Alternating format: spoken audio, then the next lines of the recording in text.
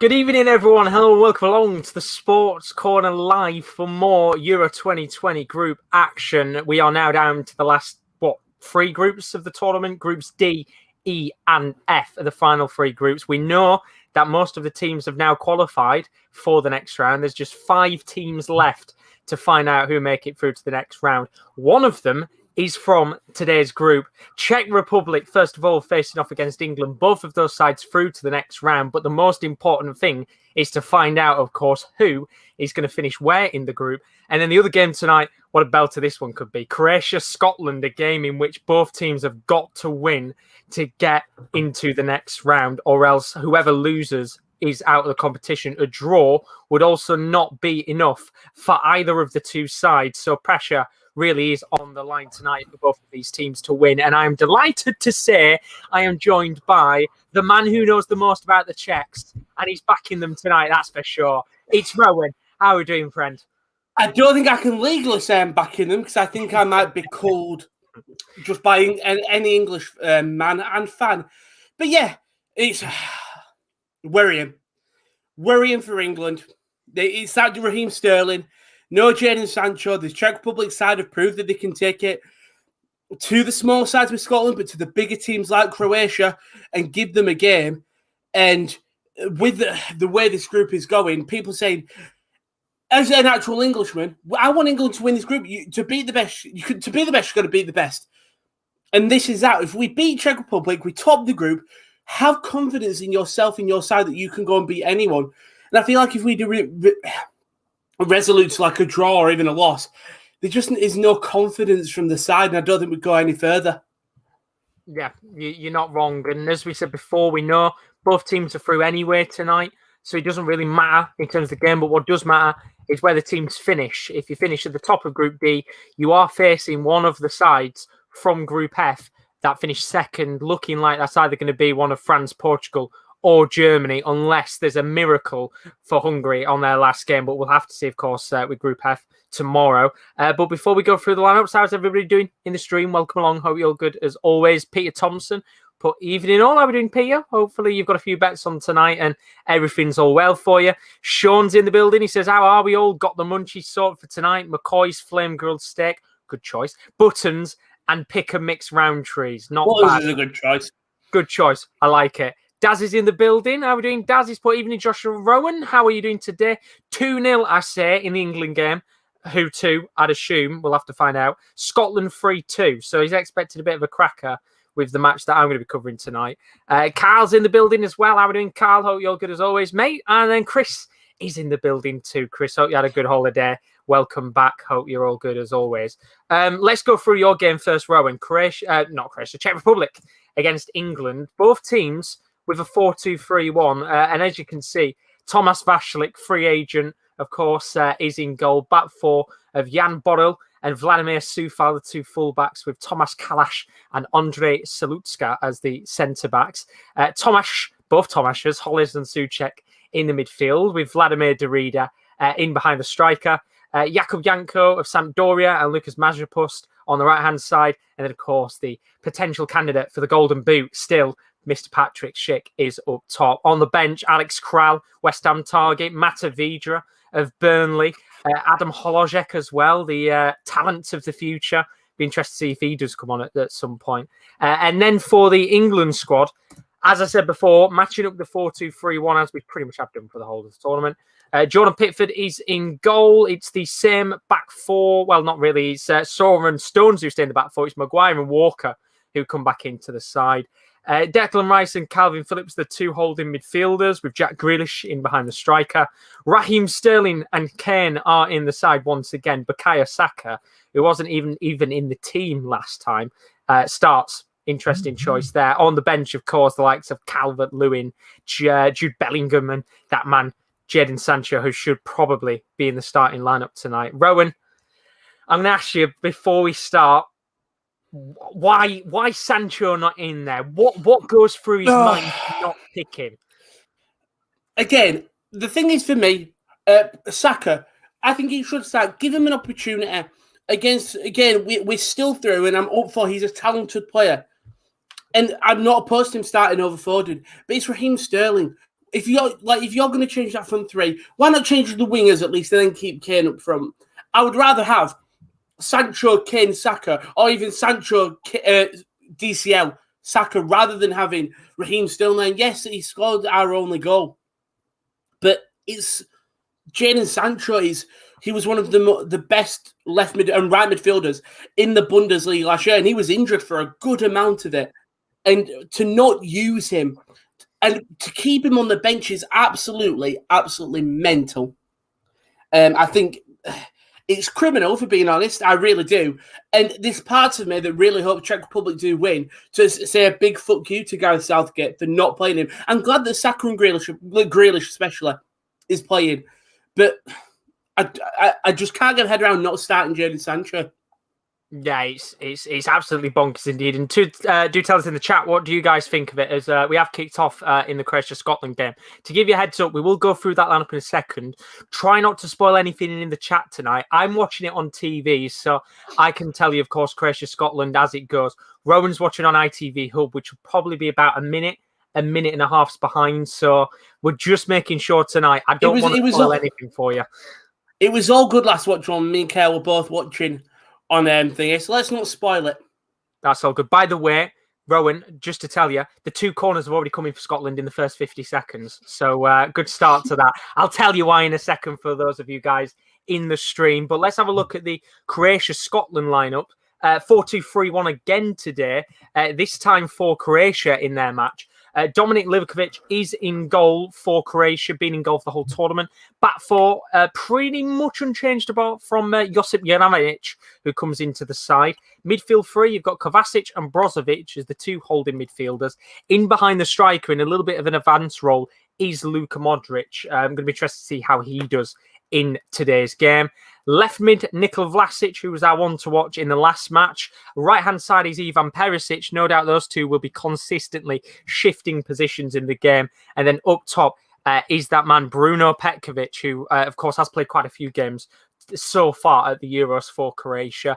On the bench, a few recognisable players, Kramaric and Rebic, two players that have been key so far in Croatia's chance of getting through, but there's a lot of work to be done tonight indeed. As for Scotland, they're the only team today not going with a 4-2-3-1 because they're going for a 5-3-2. David Marshall is in goal. The back five is unchanged from the last match that was played. Robertson and O'Donnell just a little bit further behind instead of being on the midfield positions this time.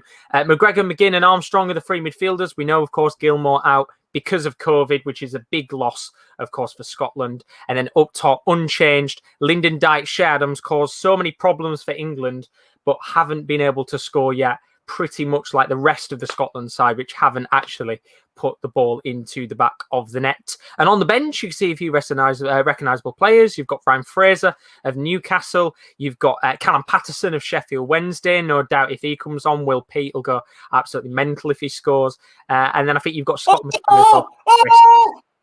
Chance already? Oh, close. It was a great ball in behind. I think it was Harry Kane. It was either Kane or Rice. And Raheem Sterling's thrown goal. He's dinked off. Vashlik was caught in two minds here. It was Luke Shaw plays the ball in behind the Czech backline. Sterling gets in behind. He dinks it over Vashlik. And he somehow not put it in the open net. He's hit the post and it's come off. Vashlik gets the slightest of touches on it. Comes off the post. Goes out. England fans were celebrating. And that's very lucky from Czech Republic. Vashlik caught in two minds. And he's luckily got hand to it. Good start. Very good start. Nearly had an opening goal within the first, would have been about a minute and a half, 2 minutes. You all right, Rowan? I think Rowan is dying in the background. Hopefully he's all right. Hopefully he's all right. Looking at you guys and what you've been putting in the comments. Wow. I saw a little bit earlier on that Peter had put this. I'll come to his comment in a second. But are you all right, Rowan? I've been blinded, mate. The sun was hitting directly in my eyes. I couldn't see a thing. I thought you were choking at first. Oh, no, we're all good there. We're all good there. We're all good. I thought we were going to have a death on the stream. I didn't want that. That'd be a first, wouldn't it?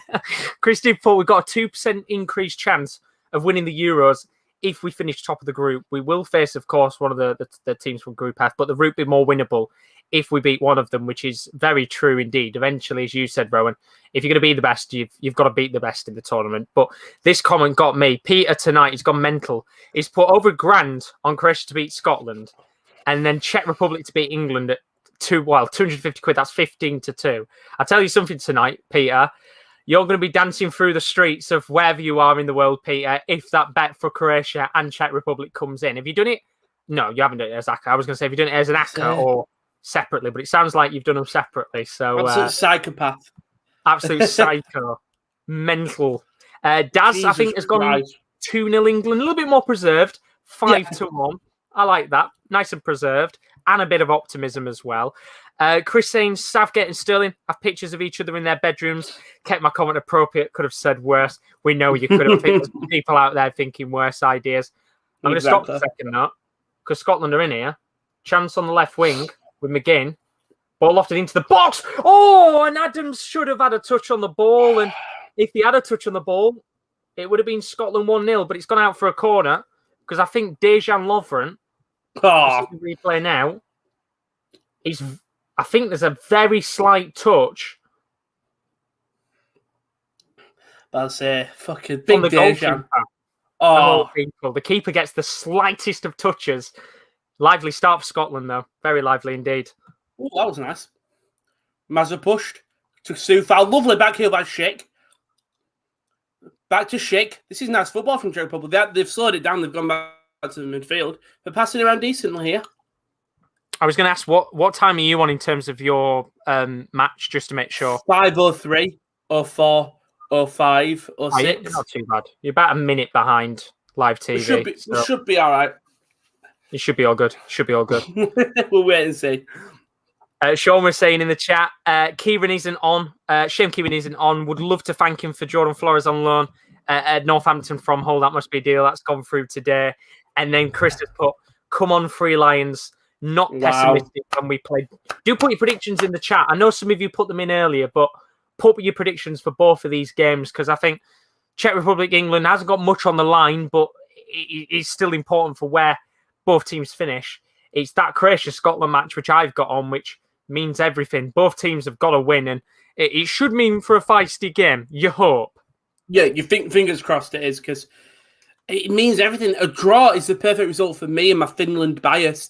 I did every single Finnish game, and so I kind of want Finland to go through. I really do. I'm going to have a look as well to see who would Finland play in the next round. So which group are they in? In group, was it B? Group B. No, yeah, Group B, the one with Russia and Belgium.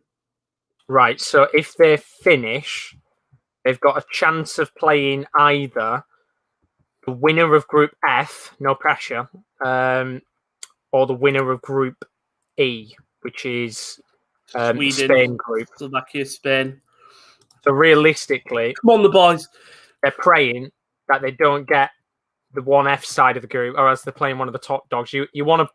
No, in fact, to be fair, unless Slovakia win tomorrow or Poland win, you're probably getting Spain, which is not what you want either way. But Spain haven't looked too good in the tournament, so I guess a positive with that is you might be playing them at a pretty good time. But maybe. I mean, for Finland to get through to the next round either way, it doesn't really matter. It's good enough for them to be into the round of 16, regardless. They wouldn't have expected to go through at that point. They really wouldn't. 100%. 100%. It's one of those where that win, of course, as I said before, it was very different circumstances. But the fact that they even got 3 points on the board is a real credit to it. But I'll tell you something. We are about nearly 10 minutes into this game. It's flown by. Yeah. Croatia haven't looked good at all. Really? Scotland have looked really good. And I completely forgot that this game is being played at Hampden Park. So technically, it's a home game for Scotland. But exactly. They've not done much on the ball. They've got all the advantage with them. And especially with that Scottish side. And that Scottish crowd is enough to will anyone on. Oh, absolutely. And I don't know how many are in the stadium as such. I still think it's a fairly limited crowd that they've got. But regardless, it's going to be, 12, 15,000 singing loud Scottish fans. And I don't know whether I want them to win or not. As you said, I think you want a draw. I'm going to stop for a second, though, because Shea Adams is in. Takes on a shot to the edge of the box and very nearly wide. He wants a corner. but I don't think he's going to get it. But Shea Adams looks very lively in this game. I hate Harry Kane. He's so talented, but the way he wins fouls is so annoying. Thomas Callas has jumped up for a header, and Callas makes no connection with Kane's head. It hits him across his chest, if anything, and Kane's gone down clutching his face. He's better than that. Way better than that. It's been a good day for Oldham fans, as we made 5 signings. 5 signings? Keith Coball is in full effect. We signed 2 Scunthorpe defenders. We signed another defender, and we signed Hallam Hope, Barbados international. Then we got Sam Hart, Jordan Clark, and Harrison McGahey, defenders, and then we just signed a keeper, Jason Lutweiler. I'm guessing it's pronounced. 32-year-old player as well from Huddersfield. Well, yeah. So wait, Keith Coball is in full effect with his signings. 5 signings in one day. We've not signed anybody yet. I know. It's very quiet. Very, very quiet window. Carl has put in the chat, I'm going to say this through gritted teeth. He wants an England win because he then wants to see us get thrashed by Germany, France, or Portugal, which is... do you know what, though? As I said, like, whether you're an England fan or not, as a neutral, an England-France or England-Germany or England-Portugal game would probably be the standout fixture of the round of 16. Yeah, 100%. And I want to see it. I want to see our side get tested. We have to be tested. You know, you can't go in that World Cup tournament without playing one of the top dogs, you know. Regardless of whether we won that game against Croatia in 2018, we still would have had to have played France in the final. Yeah. And the only test we major had in that tournament was Belgium against Belgium's second team, and we lost. Yeah, and even then, it was one of those games where realistically it was better to lose. And yeah, that's why we didn't play as big as a squad. And of course, today, very different. We have gone with a fairly strong squad. I know Foden's obviously missing, Mount and Chilwell having to... can't remember what the word is now. Isolate. That's the word. Isolate. Yeah. So we've lost them too. So I still think we've got a strong lineup out there. I'd like to see us play England, France or Portugal or Germany. Yeah. Because it'd be a good game to watch. Even as an England fan, if we lost, there'd still be a bit of me that enjoys it because it's football. And as a neutral, you want to see good games. And its thing is, we talk about how, you know, like in our World Cup qualifying and Euro qualifying, our groups are always easy. So it would be nice thing, but it's a lovely break by Saka. Is what he's going to do great today. He's using his pace. Phillips, back to Saka. Twist, puts a cross in, it goes to all the way wide. Grealish heads it back in to Kane. Back to Grealish. Inside the box now. Puts it across, he's digged it in, and it's in the back of the net. And I hate to say who it is. It's Raheem Sterling. It's Raheem Sterling with a goal. And a heartbreak for Czech Republic fans. But joy for all England fans as Raheem Sterling has scored. And is there a madness to Southgate? Is there a method to his madness? Because fuck me, I can't believe he scored. And it was a header as well, of all things. And it was a lovely ball. That should be a yellow card. Saka's took his shirt off. That's a yellow. And it was lovely. Grealish gets the ball back on the left-hand side. Whips a lovely ball in. And Saka drags in Thomas Callas. And I think it might be It was Jan Borrow.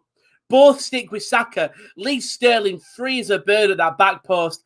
And he's not missing from there. It's a good header. Wide open net, and it had to be Raheem Sterling. It really did, didn't it? It had to be. It had to be. And no doubt tonight, I know in his original interview a few days ago when he first scored, they asked him, have you silenced the doubters? I think he's probably going to get that question asked to him again today. But, I mean, look, he's had a tough tournament, which is bizarre to say because he scored 2 goals. But fair play to him. Good start for England. Is it a good start? Yeah, it is a good start because I want to see England win. I really do. And I'm glad that Czech Republic are already through because I think this game, I've fallen in love with Czech Republic, the players and the clubs and stuff, but twisting and turning, Shaw comes in, finds Vladimir Sufal, Obviously, the West Ham fullback. On the right side, we get Shaw to Derrida. Kaluska puts it in. It's a great ball. And it's cleared well by Kyle Walker who's coming inside. But yeah, Grealish with the incredible ball. Really good balling by Jack Grealish, don't get me wrong. But Sterling there has finished it. And we know we've got the Sterling haters. I'm probably one of them just due to bias for Sancho. But he positions himself the best player on the pitch to put it in. And Grealish with an amazing cross. And England are 1-0 within 15 minutes. So it puts England on to 7 points, Croatia on 4, Czech Republic on 4, which means depending on what happens in this game between Croatia and Scotland, they'd need to get a few goals in this match for both teams if they wanted to take over Czech Republic, I think, because obviously goal difference-wise, they've got a much better goal difference in comparison to the two teams. But for England, it would put them top of the group. And as Kyle said earlier, he wanted to see a win, so we faced someone in Group F. But chance here for Croatia. Vlasic comes through. Marshall comes out of his goal. Good slide tackle from the Derby County goalkeeper. And he's able to get the ball away. I'm so scared now when we see Marshall is out of his goal. It could lead to absolutely anything right now. Well, the good news is he's not 40 metres out of goal like he was last time. We've still got another full game to play. Yeah, he's and potentially more if they get through Scotland. He might have another game and he's got to keep himself nice and composed. Because the winner of this game, if they were to finish third in this group, then they would go and potentially face either one of Netherlands, Belgium, or whoever tops the group in E, which would probably be Spain. So you're getting a tough team either way. I'm fed up of him. He's so talented. And yes, it is a foul. Don't get me wrong. But he's down like he's being shot. You probably know one about Grealish. Oh, 1-0. Goal. Out of nothing. It's 1-0 Croatia. Wow. Nikola Vlasic, who's put the ball in the back of the net. And it's, well, I'd say it's silencing Hampden. It certainly isn't, because there's a good few Croatia fans there. And it's out of nothing, Rowan. That's why I'm a little bit shocked. It was just a muted reaction at first. I wasn't expecting it. I'm seeing the replay now, and it was, to be fair, very good patient build-up play. Ball comes to Modric, plays it out to Juranovic on the right-hand side. He lobs a ball into the box, and Perisic gets the header down. There's 4 players marking Vlasic. There's 4 defenders. None of them are able to stop him. He takes a good test, goes past McTominay with the ball, and it's a lovely, lovely finish into the bottom right-hand corner. Croatia take the lead. It's 1-0. And that's the perfect start for the team that aren't playing at home. And pressure on Scotland now. Oh, that's lovely, Bukayo Saka. And he does go down under foul. And there's a chance for a Czech Republic counter-attack. Good defended by Grealish. But Schick comes away with it. Absolutely bodies Raheem Sterling. But then he loses the ball. That was a lovely, lovely goal, by the way. I know it'll come up very shortly for you, but when you see it, it's the way that he chests the ball down and he just strokes it past the keeper. It's a really good goal. And I think now, Croatia, if they were to win this game, if they could score 2 goals, depending on your game, if England were to score a few more, Croatia could actually go second. Czech Republic could go third, I think. Unless head-to-head comes into play, which then Czech Republic would still stay second. Let's not talk about head-to-head. Me and KL on both watch-alongs yesterday. We couldn't get our head around it. We just said we will wait and see what happens with the final results. Do you know what? I don't blame you. It's probably the best way to play it, because we could sit here all day and wonder what happens with head-to-head and things like that. But for now, Czech Republic are staying second, Croatia are in third. But 4 points would be enough. So be good to see them go through to the next round. It would be. It really would. Sarah side. For me, I want Scotland to equalise. I'm back in Finland, and we want Finland to go through. And I think if I'm right in saying if Croatia or Scotland, either one of them win, I think Finland can't actually go through. They're ahead of Ukraine so far, so they will go ahead as it stands, and it'll probably go down to the final game. Oh. Still got the ball here, Croatia, coming forward, patiently building up. I thought we were going to have a long-range effort then, Rowan, but didn't take it on. It's going to be played to the edge of the box to Brozovic. Now onto the left-hand side. Perisic inside the box. Tries to cross it in. He's calling for a handball. And slight bizarre moment there. I think I don't know whether they were expecting a corner or free kick or something to be given, but O'Donnell just froze with the ball inside his own box. I think Perisic had already gone running over to the ref to potentially have a shout of a penalty for handball, and in the end, it's not given. It's not a penalty anyway. But Croatia, I was saying about 5 minutes ago, didn't I? They look very quiet, and now they're very lively. I'm about to say they need to sort of not save their woes here, but that's not a foul. They need to sort of, if they can get through here, it's sort of a not fuck you, but it's more of a right thing. I'm just seeing this Croatian goal now. How's he allowed so much space? You see the four players around him. That's why I wasn't expecting it. I thought, oh, it's okay. They're probably going to get the ball back, but he just so well to chest it down, gets it past McTominay, and I'm seeing the goal again now. I'm just like, how? There's four players all closely marking him. It's a lovely, lovely finish. Yeah, picks a cute angle and puts it away nice. Yeah, as it stands, we're seeing the group. I think if Croatia get one more, though, it will go to head. I think it will, which would put Czech Republic still in the lead anyway, I think. So be all good for them. But Pete's in the building. Out in P.O., your good mate. He said, evening, lads.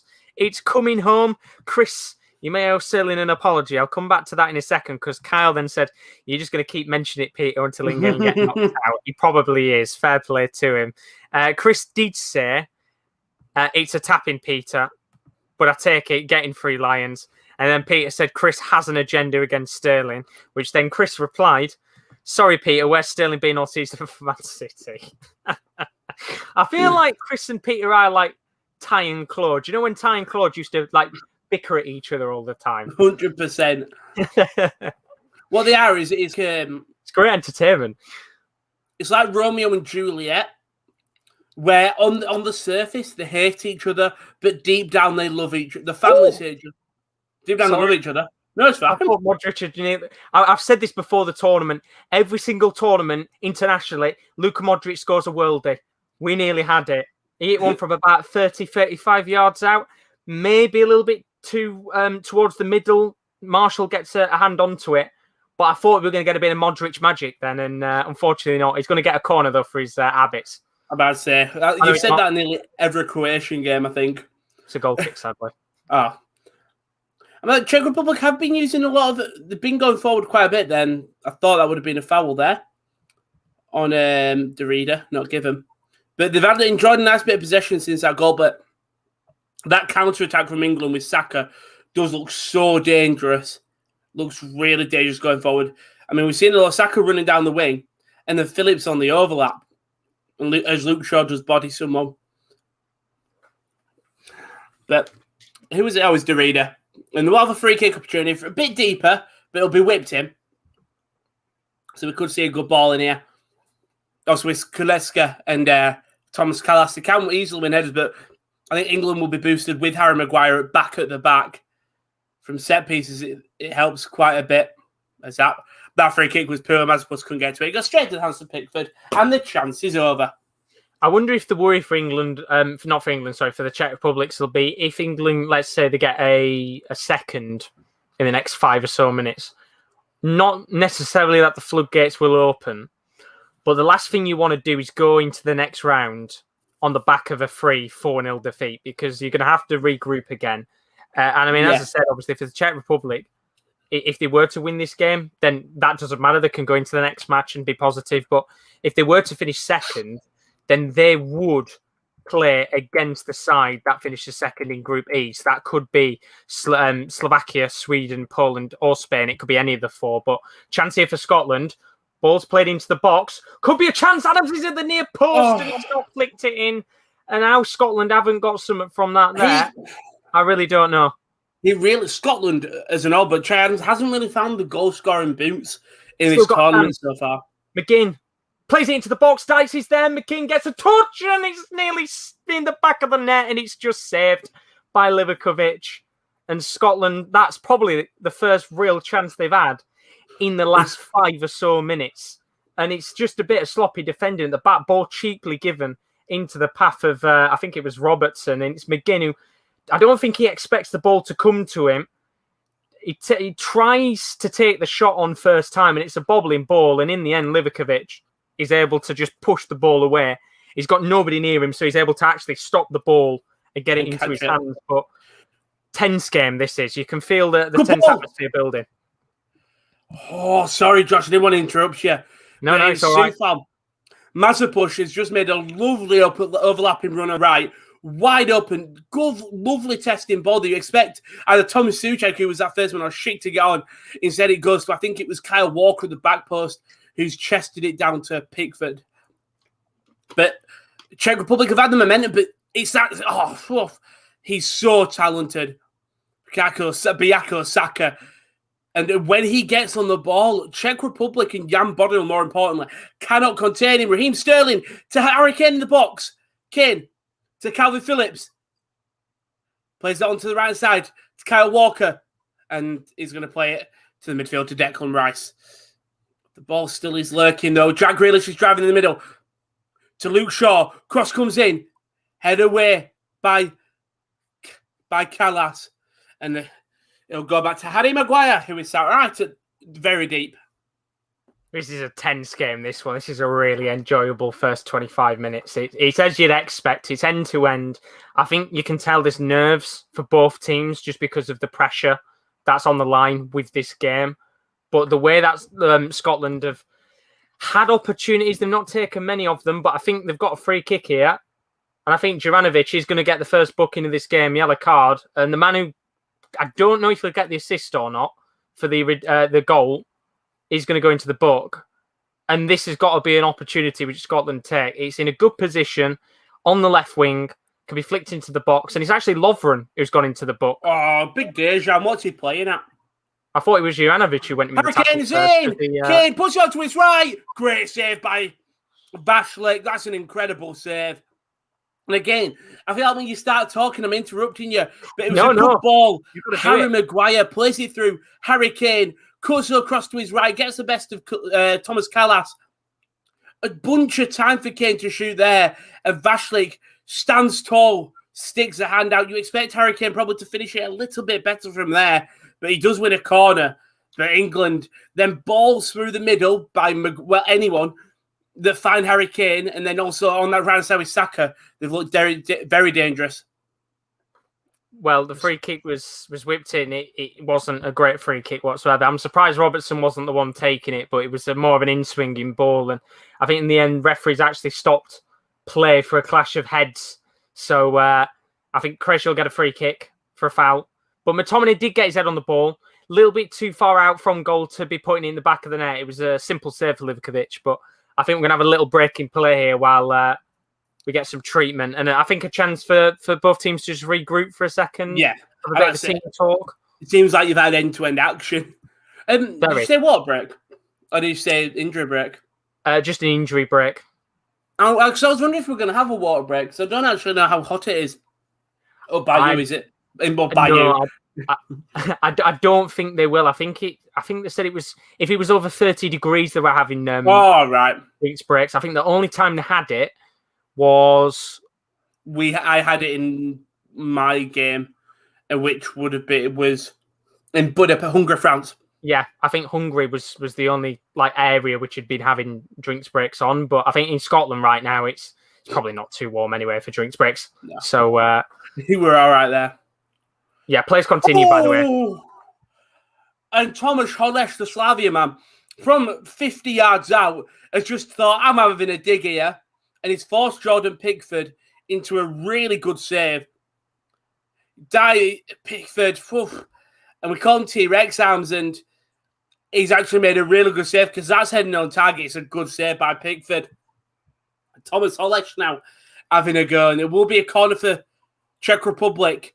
Comes in, free header there by Derrida. Finds Schick down in the box. And that was Kaluska, who just couldn't get the shot there. And he's not fully cleared away yet. You'd expect Saka to. And Mazapush with an incredible tackle. Got a chance for Scotland. They're coming forward. Pressure building on Croatia. It's going to be Tierney on the left wing. Ball lobbed into the box towards Lyndon Dykes, who I've got to say, right, I'm really disappointed with Lyndon Dykes in this tournament because the frame and the build that he's got, 6'5", he is a target man player. Yeah. His positioning And I don't want to blame it on him mostly, but his position has not been the best. You want him at the near post when crosses are coming in so he can get it into the back of the net. He's not had a great start to this game, but you can clearly see he is a danger. It's just his positioning. And as for Shea Adams, as we said before, he has confidence about him, but not confident in front of goal. I mean, we saw when we watched the game, didn't we, against Scotland, the amount of chances he could have had to put the ball in the back of the net, he didn't, but... He was lingering in the box, and it was just blocked by a multitude of shirts, white and red. But it was the set piece that came in. I think it was Shiku initially won the header, but couldn't get it in on enough power in it. And it's lurking around the box. You saw, I think it was Souček who was trying to have a swing at it. And the ball came back in, and Harry Maguire eventually heads it away. But that, I think, one area that England has struggled with this game against Czech Republic is them set pieces, especially the corners. The corner is an incredible. Sorry, I'm done. I'm not incredible, but their crosses have been great and cause England problems. There we go. I have so many problems saying that. Peter's put in the chat, and this is interesting. I didn't even know that. I'm surprised, to be fair. I was off to Amsterdam on Friday to watch Wales-Denmark. Being told 0 Welsh fans are arrested if you enter. So Denmark get all the fans again. It might be the same for Denmark, maybe. Yeah, I'm interested with that, because then what I would have said is just go as a Denmark fan and get a Denmark shirt and get yourself in there, because regardless, you don't want to miss a moment like that, do you? Should I have a look about it? I'll look this up. Yeah, I'm surprised about that, because obviously I know with the Euros and with it being all over the place, it is hard to have fans in to allow them to travel and such, but I'd be very surprised if they were telling them you'd be arrested. I don't think that's fair at all. I think all fans have got any right to go. And I know, obviously, the COVID situation in other countries is a little bit different to where we are. We're a little bit more blessed here in the UK. But I'd be very surprised if they were arresting people, because I still think there'll be a fair few Welsh fans that will go and probably take the gamble. Okay. Now, this is the Sun, and we don't trust the Sun. But... says fans from Wales are not allowed to travel to the Euro 2020 last 16 games. This has nothing to do with the UK amber list restrictions on non-essential travel, which are guidelines rather than law. Rather, the Dutch government has banned all non-essential travel from the UK to the Netherlands for non-residents due to the coronavirus pandemic. And UEFA has confirmed that there are no exemptions to this policy for UEFA ticket holders. I think that's ridiculous, that. Okay, is there any Wales fans who can attend? Yes, Wales fans who were in Rome for the game against Italy will be able to travel to Amsterdam for the last 16 game if they go directly. This is because Italy is regarded by the Netherlands as a safe country within the EU. Okay. So, I think there'll be quite a few fans doing that then. Yeah, so you could fly to Italy and then fly there. Just as long as you're not going from the UK into Netherlands, as long as you take an alternative route, so as you said, you go England to Italy, then Italy to Netherlands, you're all right. That's fair. That's fair. I think the cheapest way you can do it, because I'm saying Wales fans traveling from any of the following countries will also be allowed to attend. So like Albania, Australia, China stuff. So Peter, you could get a boat to Ireland and then fly from Ireland over, is how you could do it if you are in England, which I presume you are. I'm going to say, I think there'll be a lot of Welsh fans going regardless. You know, at the end of the day, when a tournament like this happens and you get to the knockout stage, you're not going to sit there and say you aren't going. But we've had a change in this game, or we're about to. Grant Hanley's had to come off with an injury. Scott McKenna, Forest man, he's coming on at the back. And an unwanted change, because we were saying before, I was very disappointed. Well, not disappointed, but surprised that he didn't get star of the match, Grant Hanley, for the Scotland game. Yeah. Gilmore got it, of course, because of his good performance against England. But I thought every tackle, every header, he was winning against England. And I thought he really deserved man of the match in that game. It is the only centre-back in that lineup. He really did his job. And yes, Gilmore played well, don't get me wrong, but Hanley played for his position and for his team. Every single block he made, it was him doing it all by himself. Gilmore, I think, had help, whereas it was all about Grant Hanley. So that is a shame.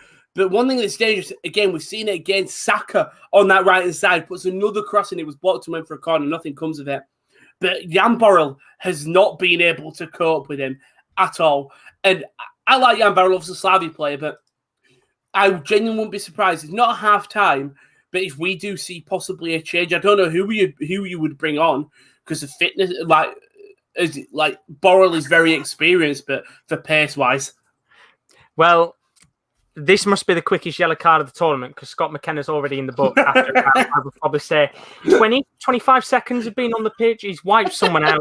Referee went yellow card, free kick to Croatia, and just like that, both teams have got a player in the book. And McKenna, who you don't want your centre back in the book straight away, but no, that is great though, isn't it? Peter did put in the chat, by the way, I don't like going to Ireland. I always end up on the Guinness and we'll be lucky to be able to walk and talk. Just don't leave the confines of the airport. I mean, saying that, you probably could still be able to get smashed, but... So it's a little bit tough if there's a few bars and pubs in the in the airport. You can't get away from it. But Peter's in the chat. Have any of you lads got any ideas of a forfeit for Chris to do when England win the Euros this summer? Chris then said, like I said, Peter, I haven't agreed to do a forfeit. Also, I don't have to do anything. Finally, England most likely not going to win the Euros. You sound like a tape recorder saying I have to do a forfeit constantly. Oh, it's brilliant. It's coming home. I love it. It's brilliant. Well, it's coming home, isn't it? Of course it's coming home. Oh, I don't have a lion on my shirt. I've got a form of cat, but it's not lion. But I can say that. Cross comes in. It's a free kick. The shot comes in and it's wide. Thomas Souček has completely mishit that. That should have been in the back of the net. Oh, it's a good cross in. And I think it was Janko who goes for the shot. He goes to kick the ball, but Luke Shaw then goes to head it. Janko then clips Shaw's head. Souček then misses upon the follow-up. Yeah. It'd be interesting. I don't know what the rules are about. Do you know if a player goes for a header? Yeah. That's at foot height for a volley. How does it work? Because if he gets hit in the head, surely you can't call a foul because he's put his head in an area where a foot should be. Yeah, I don't know much about it. I think sometimes they will just give it as a high foot, which is, as you said, it's a bit annoying because I think most players have got a right to go in for it. But with the way that the laws are these days, they're trying to protect players more with injuries like that because you know it can happen fairly often with high balls and players kind of kicking out the feet. Because it would have been interesting to see if that goal went in, if it would have got ruled out from VAR. I mean, it didn't. Souček completely missed, but it was an opportunity. Daz is putting in the chat, where and when do we play if we win the group, please, Josh and Rowan? So basically what happens is if we win the group, we will play whoever finishes second in Group F, which is most likely Portugal, France or Germany. That game is played at Wembley. So there is a chance we could be playing at Wembley again if we top the group. Now, if we finish second, which there's still a chance because obviously Czech Republic aren't done and dusted in that game yet, then that game would be played in Copenhagen. We'd be up against the team that finishes second in Group E. So that is potentially either one of Spain, Sweden, Slovakia or Poland. That is in Denmark. I mean, you said the game might not be over, but it's Luke Shaw on the left-hand side. It's a mix of a shot and a cross. It was a cross and it took a block off Soufal and Vashlik's forced to make a save on his near post. It's a good save. It goes out for a corner. But this England team do look dangerous. They really do. Playing better than, I think, the previous two games we've played, which is mental. With Raheem Sterling on the pitch is mental. I still can't believe he's starting, but he scored for us. I can't be pissed off. Yeah, I think there were a lot of people, to be fair, who were saying, why is he starting tonight? And it's hard, isn't it? Because you can say one day he's kind of silencing the doubters, but then we saw what happened against Scotland. He was awful. He's one of those players right now. He's very hot and cold. 100%. And the thing is for me, I like that Saka's been given a chance because he's proven himself. And that is what you want to see. You want to see this player. A young player, and he's caused some problems on the right side. It would have been nice in a game where we've already qualified to see Jadon Sancho being given a chance because Kane's put a good ball in the box. Because Raheem Sterling's already had a chance to prove himself in 2 games. It would have been nice maybe also Jude Bellingham, even Jordan Henderson, to come on instead of one of them 2 midfielders. Just to get, so you've got a lot of players fit for that knockout game of regardless who you play. Instead, he sticked to loyalist of Sterling, and it has paid off. Don't get me wrong, it has really paid off. Nearly had a chance there for Croatia to make it 2-0. I was going to say a second ago, I'm a bit disappointed. There's not been more chances for Croatia in this game. There's not been many opportunities, I'd say, in the last 5 or 10 minutes of this match. It's been end-to-end, but Scotland haven't done much, and neither have Croatia. But Perisic has been very dangerous down the right-hand side of the pitch, cutting in all the time, getting into the box, trying to take on efforts with the ball, trying to curl it into the top right-hand corner. He's had a fairly good game so far, and of course, he got the actual header, which allowed Vlasic to put the ball into the back of the net. But in terms of opportunities for both teams, it's quieted down a little bit in this game. And I think Scotland probably need to show not too much effort or pace in terms of going forward yet. We're only 40 minutes in, so there's a long way to go. But there's a chance again here for Croatia. It's going to be Perisic on the right-hand side. He's got numbers around him in the middle of the pitch. And it's just going to be patient and build up. And I'd say he's a player we've mentioned on all the Croatian Watchalongs, Ivan Perisic. And that Croatian side, we saw what they did in 2018, and there is not much change. It's really Ivan Rakitic, and Mandzukic, the only two major changes. But we've seen sort of the impact that it's had without having them two in. And it will be interesting to see if, let's say they do go through as third place, if they can hold on to this win. It will be interesting how they do in the next knockout stages, because a win here could install that confidence that they had in previous tournaments, and we know the side and we know what they're capable of. So it will be very interesting to see what happens to them as we progress further in the tournament. I think they've got Portugal vibes of 2016. You know, they just were terrible at the start, and then they just got better as it goes along. I think it's always bad when you lose the first game, and I think there's no shame in losing to a club like England. You know, again, at the end of the day, there'll be other teams that will face Spain, France, Portugal, all the other sides that have lost the first match day. There's no pain in losing to them. And I think that second game was even worse. The disappointment of not getting a result against the Czech Republic in terms of a win will be disappointing for them as well. But this game against Scotland's a good game to go into, I think. A good confidence booster. All they're saying that, there's a chance in the box here. McGinn to the edge of the box. He takes the shot on! And McGinn has done it! And it's a goal, and it's not because it's McGregor. I thought it was McGinn. But either way, Scotland are back in it. And it's the Celtic man, Callum McGregor, the captain of Celtic. Yes! Makes it 1-1. Come on, Finland! Perfectly timed for you. Daniel O'Shaughnessy and the boys going through. I don't know. I love them. Yeah, when we did, I just love that the back five of them. I don't even give a shit about Croatia and Scotland.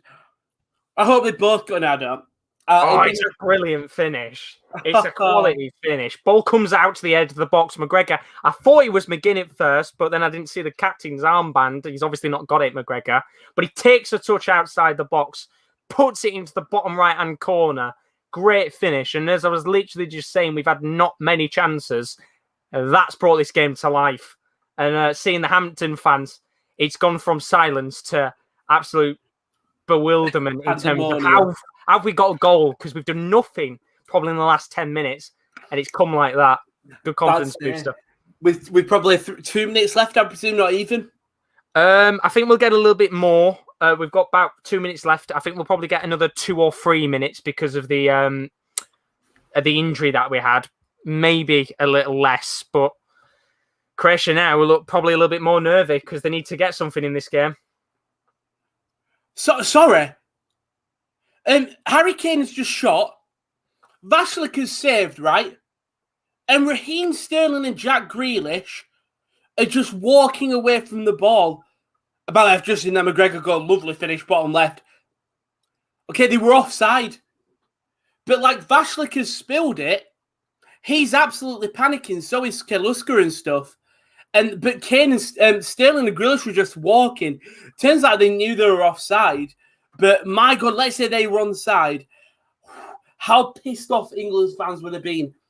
Because they weren't paying attention at all. As there's loud boos throughout the stadium for something. I don't know what it is. I see that goal again. Brilliant goal. And it's obviously Scotland's first goal as well. They haven't scored yet, so big confidence booster for that might be what they need. it genuinely might be one goal. We saw it with Denmark in terms of you saw the utter of just wait. Denmark have got one more. They've got another. And they were putting in 4. And considering from ignore the first game, but against Belgium they narrowly missed out, and their confidence would have been a 0. To go then and win 4-1, Scotland may have Scotland just needed that one goal to say we can score in this tournament. I don't know why we've been putting ourselves down. We can score, and they have done. And right now, both of them teams at the bottom, Croatia, Scotland, on 2 points, which means none of them will go. Oh, he's not in. I thought it was going to be 2 for Scotland out of nothing. It was a free kick at the halfway line. Oh, don't do that to me. Don't do that to me. When I can't see the game as well. Oh, Livakovic, hero, comes out and punches the ball away. He was literally odds on to get that and put that in the back of the net. And he gets out and he punches it. And I think Adams has probably taken a little bit of a hit for that. So was the Croatian defender. I think it's going to be Lovren who's gone down. No, it's Vlasic, sorry, who's gone down there. And oh, what a chance. That would have been a right opportunity. I hate they come to life. I mean, come on, Scotland. This part, mate, as much as I want Finland to go through, it would be nice to see Scotland go through. So, yeah, it would be. Because they did so well against us. They did really well against us to get that 0-0. If they could go through, beat Croatia as well. Impressive result. Croatia coming forward now. A minute left of additional time. Got 2 minutes, by the way. Perisic takes on an effort outside the box. Doesn't come to anything. There's a chance here for Scotland to hit on the break. What a ball. It's a 4-on-3 for Scotland. It's going to be McGregor. Numbers piling forward. McTominay at the edge of the box. Shit ball. Terrible ball from McTominay. We've hit halftime in our game. What England 1-0 up. A Sterling free header, but he was there. It was a great ball by Jack Grealish. And then 2 men who have come to the side, Grealish and Saka, absolutely pulling the strings right now over Czech Republic. Well, we've got 25 seconds left of the first half. It has had quite a bit of drama. Well and truly poised for the second half, which makes it very exciting indeed. Scotland probably should have been 2-1 up, but they're not going to be. But what it does mean is that next 45 minutes are going to be very, very eventful because both teams have got to go for it now. And it's well and truly in the balance at Hampden Park. Imagine. I would love to be in Scotland tonight to just to experience the atmosphere because it will be bouncing. It will be well and truly bouncing all over. Anywhere. Glasgow, Aberdeen, Edinburgh, Stranraer. Still going, by the way. We are over the additional time. See whether or not referee plays on here. I said, please don't let me end it on. I said, please don't let me just go silent after I just repeated Stranraer. Could have a throw for Croatia. And obviously, you can't even hear anything going on because all the Scotland fans are going absolutely ballistic. And that's half-time. Referee blows the whistle. Croatia 1, Scotland 1. It's as if the full-time whistle's gone. This Croatian plays genuinely right now. Vlasic with his hands on his head, probably in disbelief at the fact where the goals come from, because 2 goals that came out of nothing. Croatia's goal, which was a brilliantly well-worked goal. Vlasic with the touch inside the box, puts it in the back of the net. But McGregor's, what a finish, outside the box. Absolute peach of a goal. And then, as I said before, Shea Adams should have probably had the second and makes for a very exciting second half. It really doesn't. Both these games are lining up for something special because as much as England have been dominant over the Czech Republic have had them corners that have seemed dangerous, and it would be interesting if Southgate makes any change. I'm hoping for my sake that he doesn't, because I still need Harry Kane to score at least 1 goal. As we know, Patrick Schick, I know, will be staying on the pitch for my bets. But I mean, we did have some great beef earlier that I think we missed out just It was Peter just repeating the forfeit comment. Chris Wayne, what do you expect? We haven't won anything since 1996. Do you want me to say we're going to win everything? We are best thing since sliced bread. You need to stop living with birds and fairies now, Peter. Now, Peter, if you just screenshot the bit where I said we are the best thing since sliced bread, and you put that back in, you could easily manipulate his comment. Instead of Sean said, we need Jeremy Kyle for Chris and Peter Raymond. And Cobble's made 2 signs today. Jordan Flores, who I mentioned earlier, and Liam Robertson, goalkeeper from Walsall. Peter says he doesn't mind living with the birds and fairies because it's coming home. It is indeed coming home, Peter. Chris said most likely when he's dead is when it's next going to be coming home. And then people actually talk about the goal that went in for Scotland. Then Peter just going off, no, Chris, we're winning the Euros this season. Then we're winning the World Cup. The Three Lions are dominating this decade. It's because then you wind up behave yourself comedy joke. It's just great. Kyle bringing a bit of reality. England may be dominating their easy qualifying groups. They haven't. Oh, we'll never dominate and win a major trophy. Failed every time. Where are Ireland, Kyle? Where are Ireland? I bet Kyle knew in the back of his head someone was going to say it. It happened, yeah. It happened yesterday. He said something and he went, wow, Rowan, you've betrayed. I was like, I'm sorry. It has to be said. It did. At least Wales and Scotland have qualified for this tournament. But half-time, Josh. Yeah, very dramatic. Very dramatic. I mean, obviously for you, in terms of there not being much on the line, has it been a good game, a well-paced one, or has maybe one of the teams dominated a little bit more than the rest? It's England. England have been the better side in the first half. If you look at the stats, 5 shots, 3 on target. Czech Republic have a 5-1 on target with 60% of the possession going to England. I think for England, nothing amazing, but when you can clearly tell that what this game means to the players who've been sat on the bench watching that Scotland performance and the Croatia performance, because Saka and Grealish are giving everything. I mean, Saka, I would probably say has been better than Grealish, just then runs on the right-hand side, pinging the balls in for Kane and Sterling, who's sitting at the back post.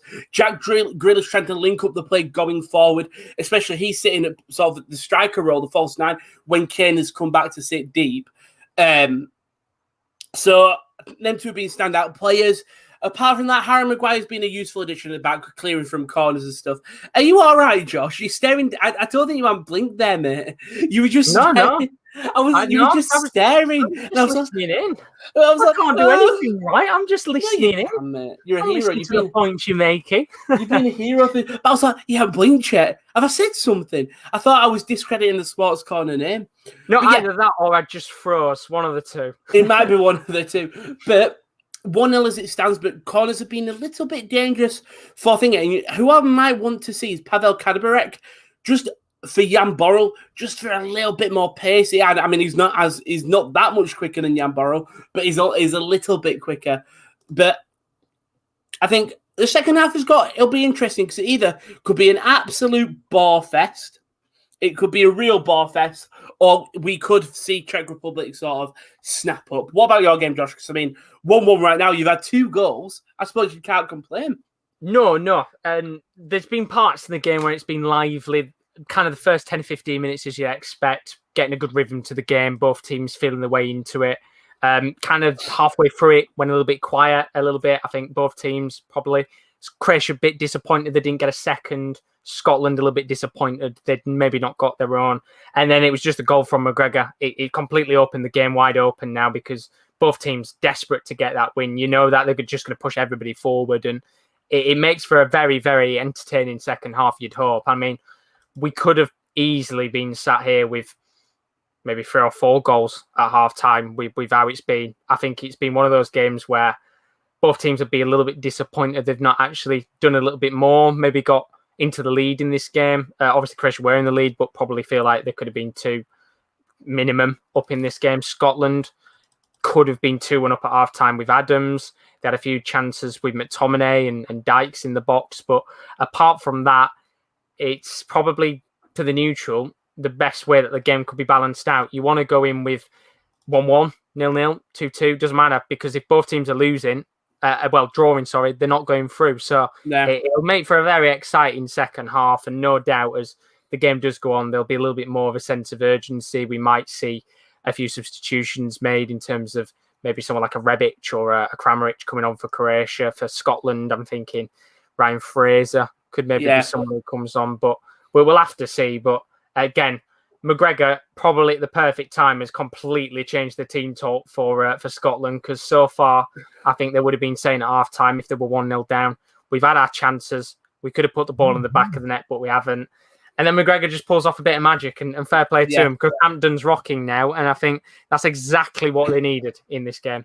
I'd love to be in the changing rooms on both sides, hearing what the managers have got to say, because the second half really will set this team's next year, or 2 years technically, for the World Cup. Because I mean, we'll have qualifying practically straight after. And let's say Scotland do go through his third place and get to another stage of the thing. Surely that in the back of my mind saying, look, we can get to a quarterfinals of the Euros. What's stopping us from going to a World Cup? Same with Croatia. In Croatia, we went to a semi-final.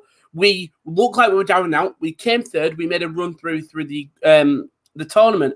And it will be very interesting after this tournament to see how both teams sort of rebuild. I think especially Croatia, coming from the highest of highs nearly, from a World Cup final, to really, if they get knocked out in the group stage of the Euros, I think that'd be very embarrassing. So it will be interesting how both these sides operate after this game. And I was going to say, even the expectation for Scotland, if you look at them, I think when you looked at the group originally and you probably predicted it and guessed who was going to go through, you would have said England and Croatia were the top two. And that's a massive credit to the Czech Republic, because I don't think, apart from maybe a few Czechs and some outside punters out there, I don't think anybody expected the Czech Republic to be in the top two. Maybe in the top three. I think a lot of people were expecting them to finish third. But in terms of finishing about the boys, then I don't think there was many, apart from myself and a few other Czechs out there, that might have backed them to do it. And about to say, I'm probably the only English fan who might be backing Czech Republic at points in this tournament. Potentially. We need to find an English kind of an English Czech fan group out there somewhere for you, because I think there'll be a few hiding about. It'll just be West Ham fans. Ham fans and me. But I mean, for Croatia, as you said, the fact that they made a World Cup final, the expectation on their shoulders for this competition would have been massive anyway, regardless of who's in charge, what players had stayed on, which ones have retired.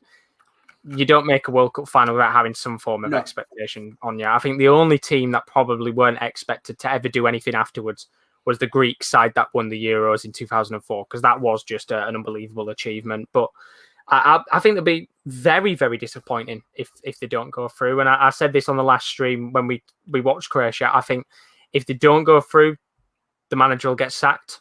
I think they'll boot him out and probably bring someone in, give them time for a year to get Croatia ready for the World Cup. You know, as you said, we've got qualifiers in September, so we'll have a few months off.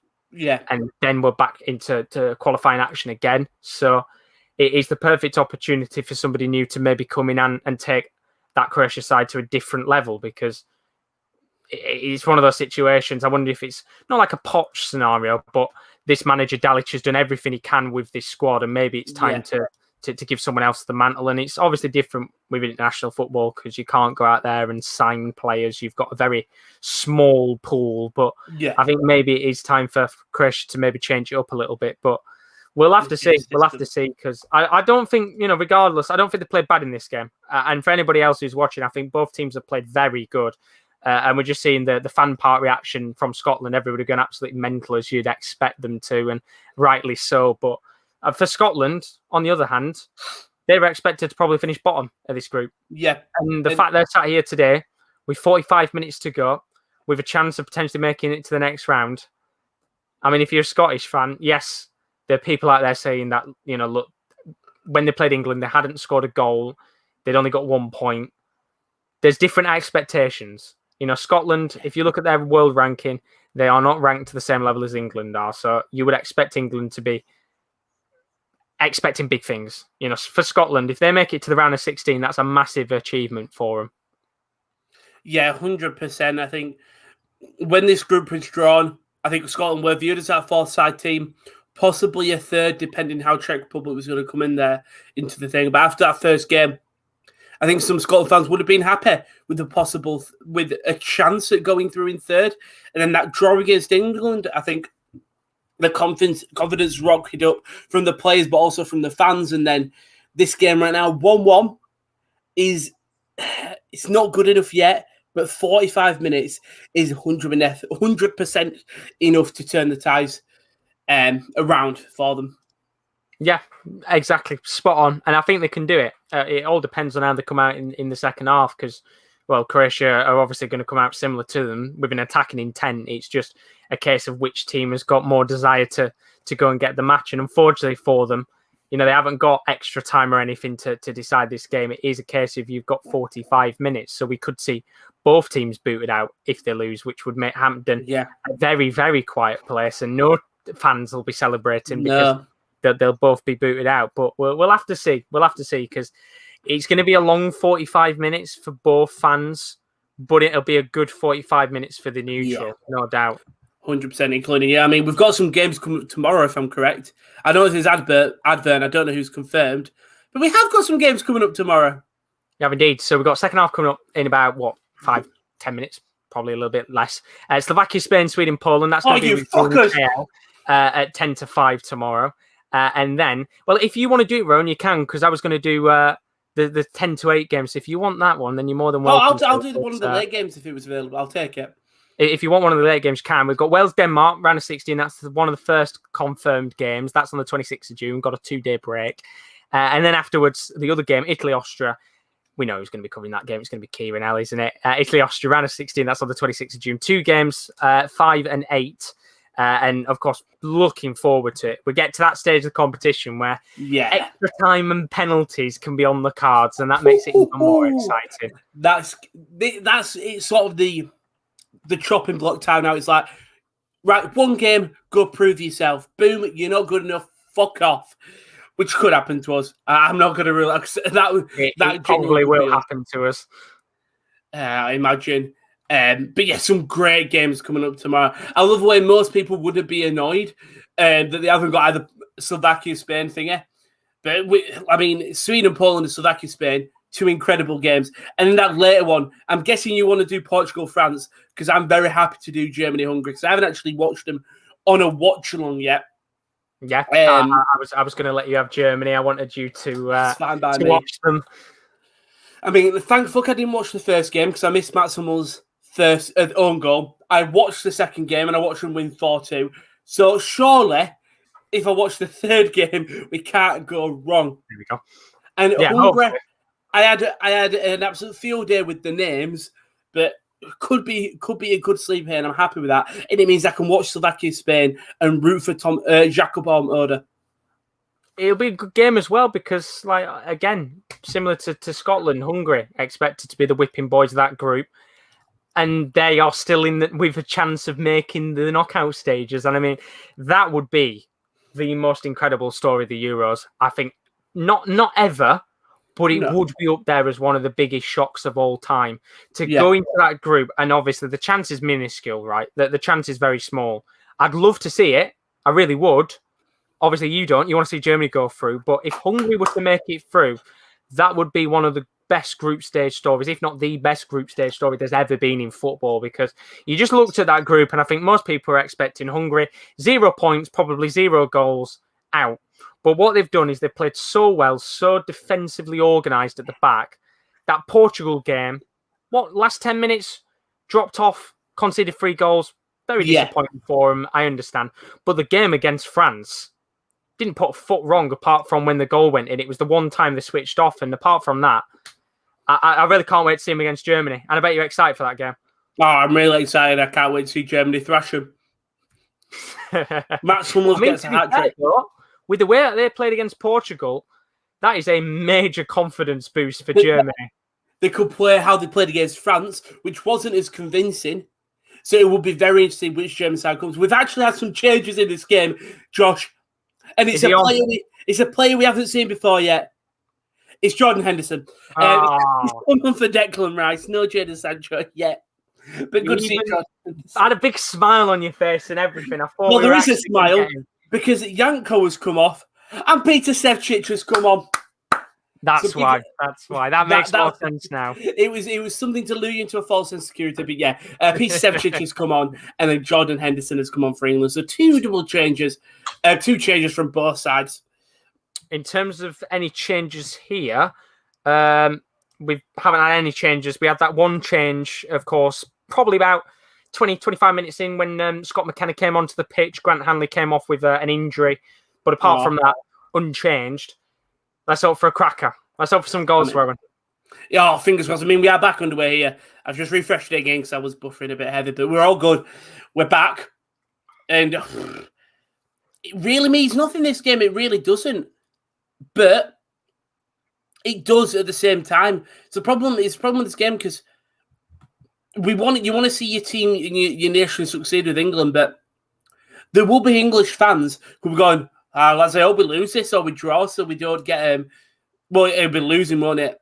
So we don't have to play France or thingy, but you're just going to be happy that your team have got out the group and then we look towards the next game. One of the big dogs, I really do. I wanted to play one of the top dogs. That is the standout game, as I said, potentially of the knockout stages for the round of 16 at least. But I want to see us come up against one of the top dogs because, yeah, I know obviously with what Kyle was saying earlier, probably will get battered in that, but if I wasn't an England fan, even as a neutral, as somebody who just appreciates football, it's the game you'd be looking at thinking, right, 100%. This could be a good one because it could either be an absolute battering for the whoever plays England, if it was someone like Portugal or France, or it'll make for a very good game. And I think it's a test England need. We've said it about 500 times before, but eventually you're going to have to come up against someone big. So why not do it early? If you go through, brilliant. Good confidence booster. If you go out, well, you're playing against one of the big sides. Disappointing, but expected. Yeah. But if I was back as a neutral, I want to see that game.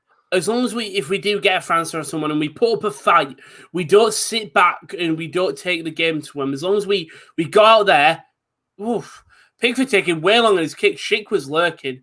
And it's actually a poor kick from Jordan Pickford. As Holish... Sevcich, nearly got something. Good defended by John Stones. But you want to see your team go for the game. And I think even if we lose on close margins to a France or anything, I think there'll be some fans will be proud if we take the game and we narrowly lose to either a piece of world class or just a goal that goes in nothing we could have controlled.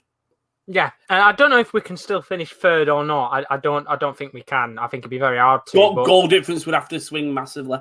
If there was a massive swing, which I doubt it, then Belgium and Netherlands are the two teams who were sat there waiting for the team who finishes third. So again, that'd be tough. And knowing with our luck, obviously for those people that are wishing for a draw, it's going to stop for a second because there's a chance for Croatia. And it really should be 2-1. It really should be 2-1. Now, it's fantastic work from David Marshall. Absolutely exceptional. One ball that splits the defence open.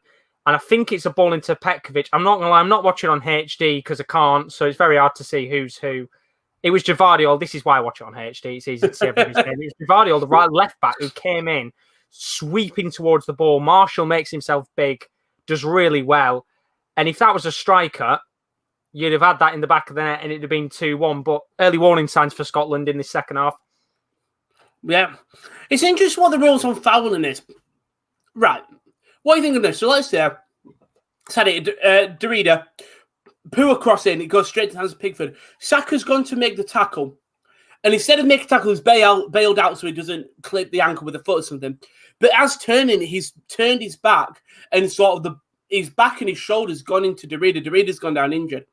It's really interesting to see. I'd love to know the rules really in depth because that's sometimes more risky. Because if he's stopping himself from going with the ankle, but instead moving with his shoulder to possible head contact, the foul wasn't given. But it sometimes is more riskier to stop your tackle because you could cause a concussion or something rather than just worrying about clipping them.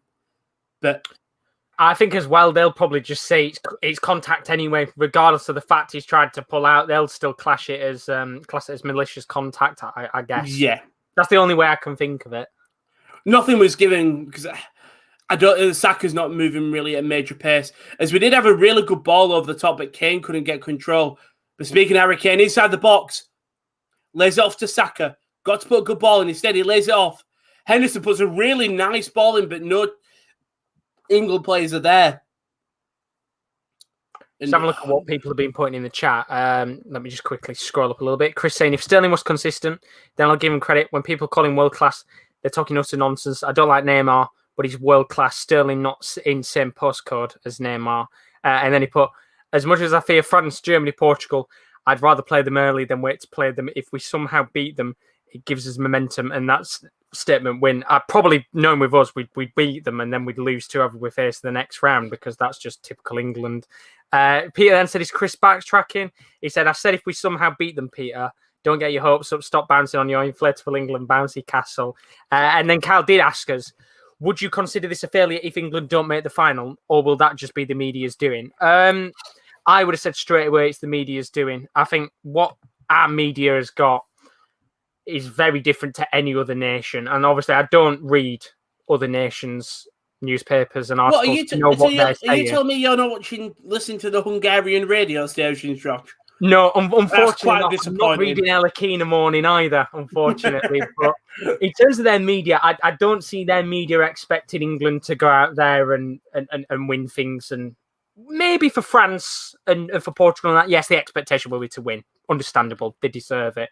But for other teams and for England, I think, yeah, there is a lot of media overhype. I wouldn't just blame the media. I think sometimes people misunderstand the it's coming home joke. Obviously, if you're not into football, then you might not know there's a song about it and that. But I think collectively as a whole, for me, I said at the beginning of the tournament, if we made the round of 16, I'd be happy with it, expecting the fact that we were going to come up against one of the sides in Group F. Yeah. If we made the quarters, brilliant. Semis, even better.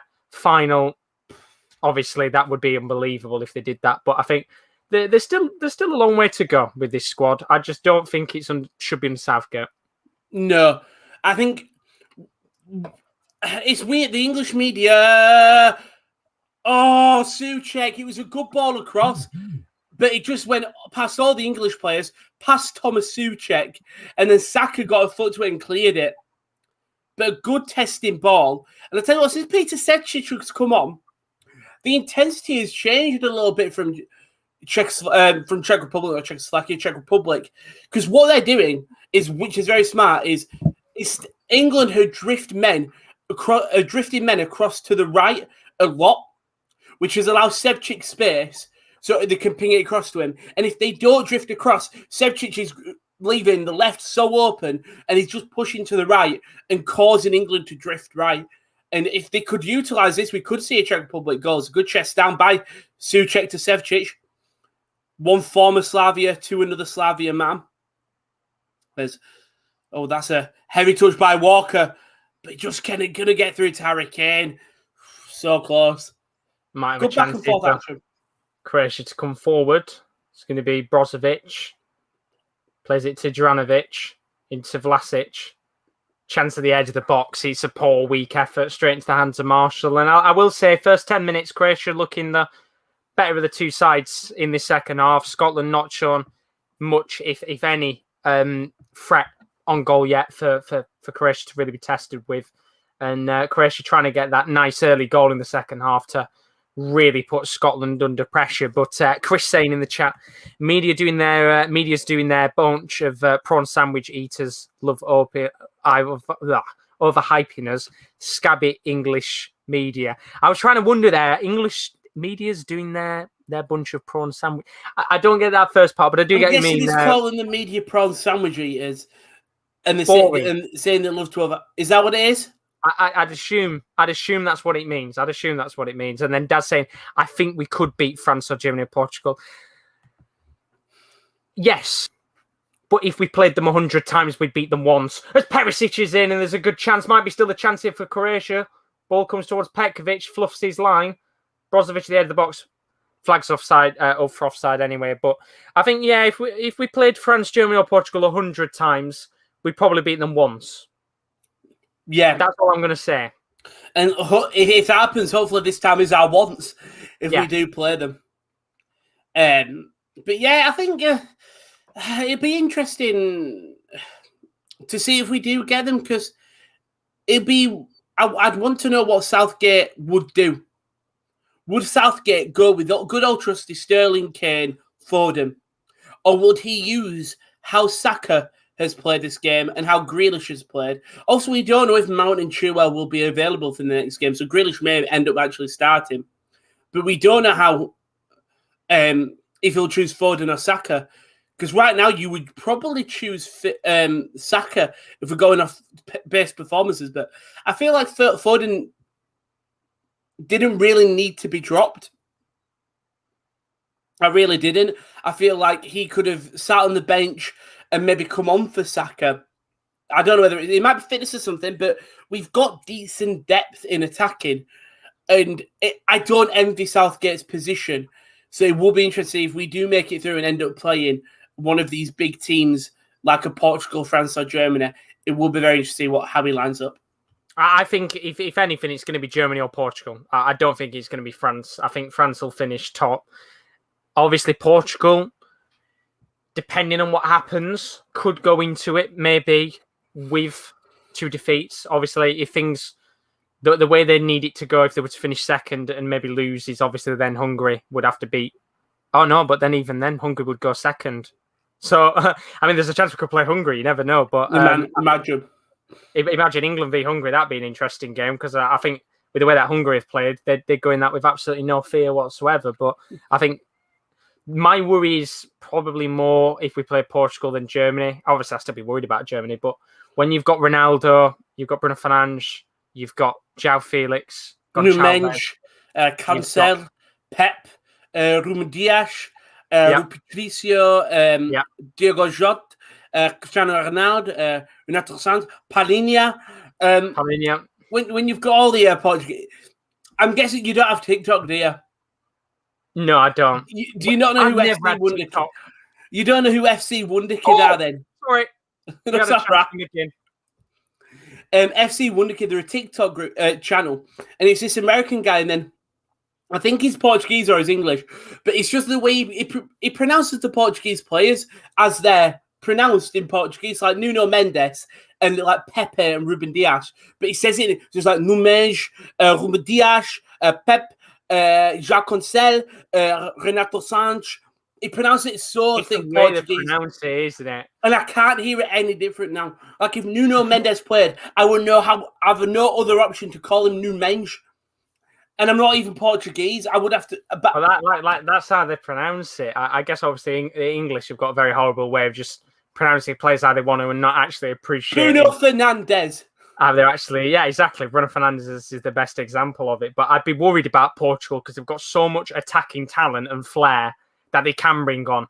And that's no discredit to Germany. But when you look at the Portuguese team, they've got 5 or 6 high-quality players you can bring on. For Germany, you've got Werner, you've got Muller, you've got Gnabry. I'm talking striker specifically. Yeah. After that, you've got Kevin Volland, who, don't get me wrong, very good player. But the golfing class is very different to, for example, obviously, I know the golfing class between Ronaldo and somebody like Felix coming on is very different. But if Germany had a Felix and a Gonçalves and players like that, would the golfing class be much different between them and a Gnabry, for example? Probably not. Yeah. So I worry about Portugal more than do Germany. But I'm going to stop for a second because there's a chance here for Scotland to come forward.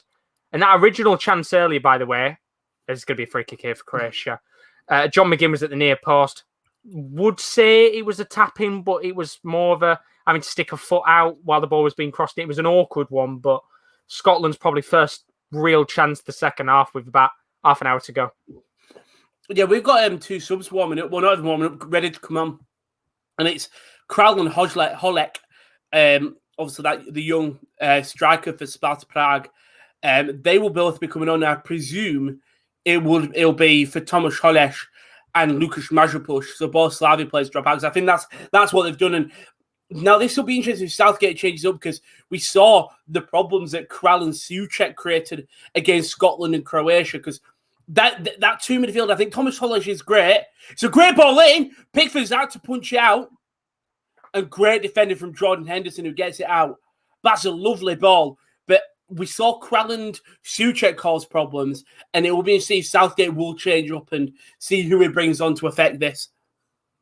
Yeah, definitely. We'll have to see what happens because I mean, Hložek is a very talented player, as you know, So talented, and I think he could maybe see if he could maybe get a goal for Czech Republic. I'm not going to say he will, but I think he's got a good chance of maybe being the man that can't get some. But there's a chance here for Croatia. Modric! Oh! Has he done it? Magic, baby! Outside of the foot shot. He learned that from Quaresma. Absolute screamer from him. And we saw it. First half, he took on an effort from outside the box. He does it this time. A little bit closer, probably about 25 yards out. But with the outside of his foot, it's not silencing Hampden again. But you can tell that there is a bit of an eerily quiet nature to Hampden right now because the Croatian fans are cheering. The Scottish fans aren't. But what a lovely ball it is. Brozovic laid it into Modric. He's a pile driver outside of the foot. And it's one of those where you could just sit there and watch it over and over again. 2-1 Croatia. They're going through to the next round if it stays like this. You've said it so much. A bit of Modric magic will occur. As Jan Burl has been booked, which will mean he will miss the next game in the next round. And that the free kick actually comes to nothing. He goes to a corner for England. But yeah, so he'll be out for the next game. But Luka Modric. That is an unbelievable finish. We said it every time. He always gets into the goal of the tournament rankings somehow. I'm saying somehow. He just knows how to hit worldies. But every single tournament, Euro 2016, I remember him scoring a screamer. The World Cup, scored a long-range effort.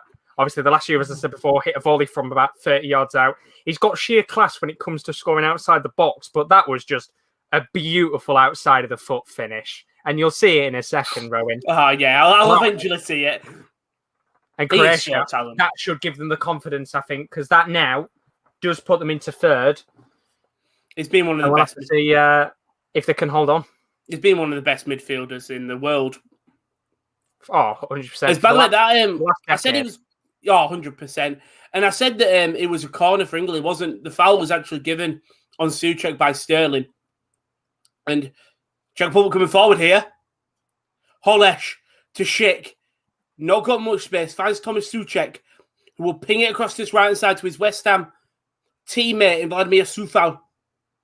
The Derrida. Trying to create something.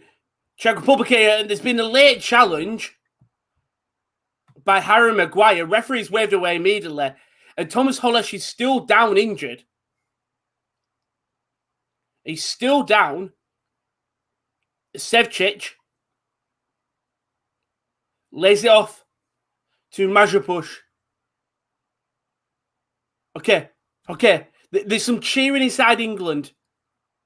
Oh, they've heard the Croatian goal. Yep. I forgot how far behind. It's a beautiful goal, isn't it?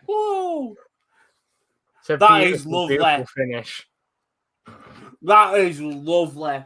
I will say, I know obviously it's been a bit of a slow group stage, but we've had some absolute crackers in terms of goals. It feels like recently we must have had at least one good goal a day, because obviously yesterday we had Christensen with, for me, probably, if we hadn't had Schick's goal, that would have been the goal of the tournament. The 100%. Way he hit that ball yesterday. Damsgaard scored a brilliant goal as well. You can look at all the Denmark goals. Yeah, pretty much. There's just been good goals left, right, and centre right now. As Kyle saying, that was a beauty of a goal from Modric. Definitely was so lovely. I love when players go for the outside of the foot. As I said before, I'll always remember Quaresma's goal when he scored a few years ago at the Euros. You absolutely love him, don't you? He's a beast. He's an absolute animal.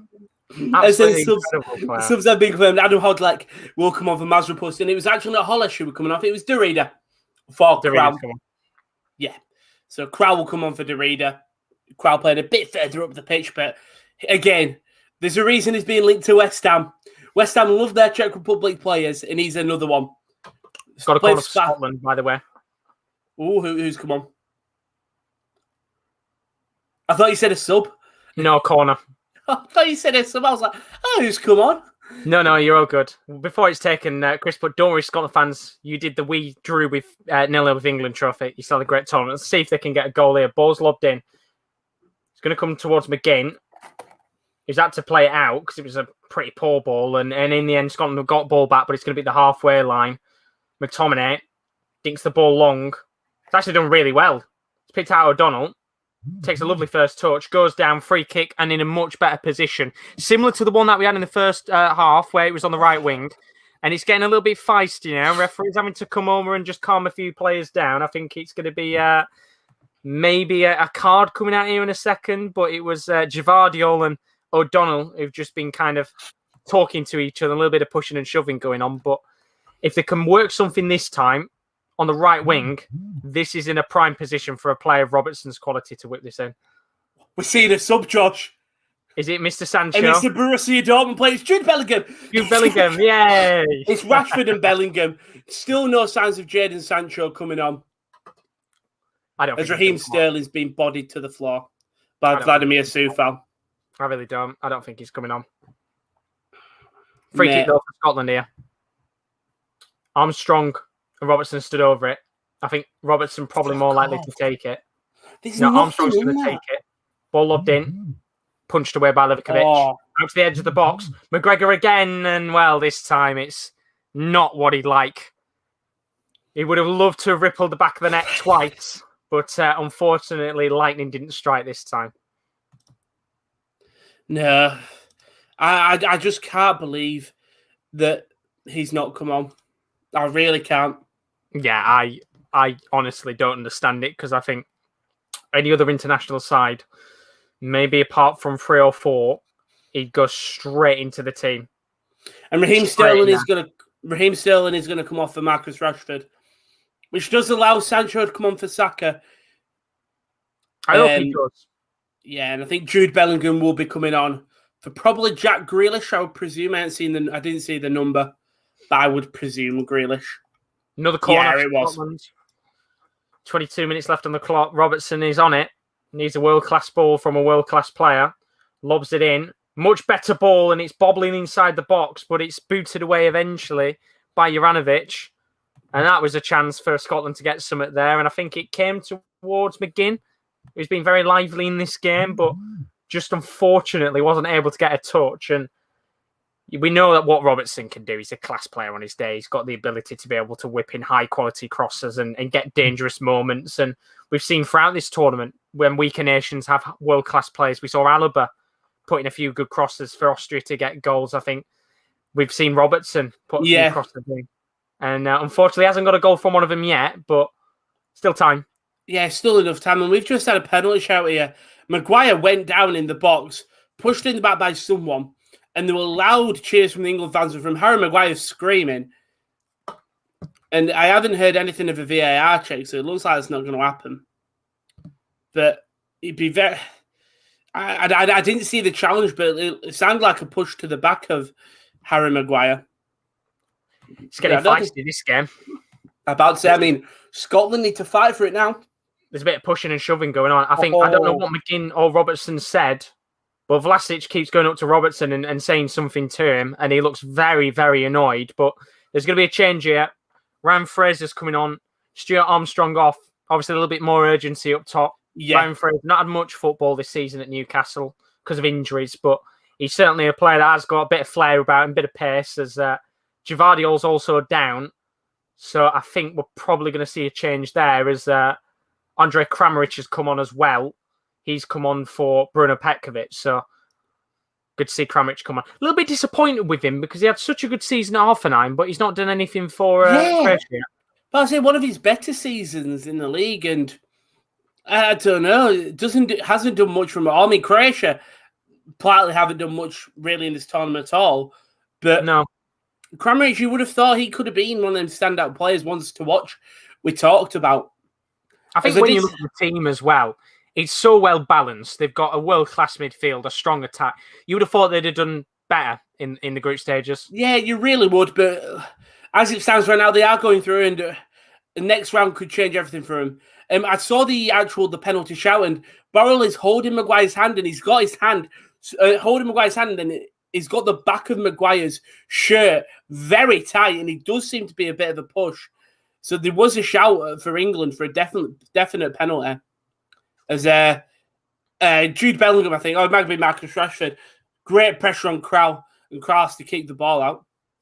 Well, we've got another change here as well. Javadiol's had to come off. Can't continue. So first appearance of the tournament for a man in my FPL team, or well, it's not technically FPL. I don't know what they call it these days. The EPL.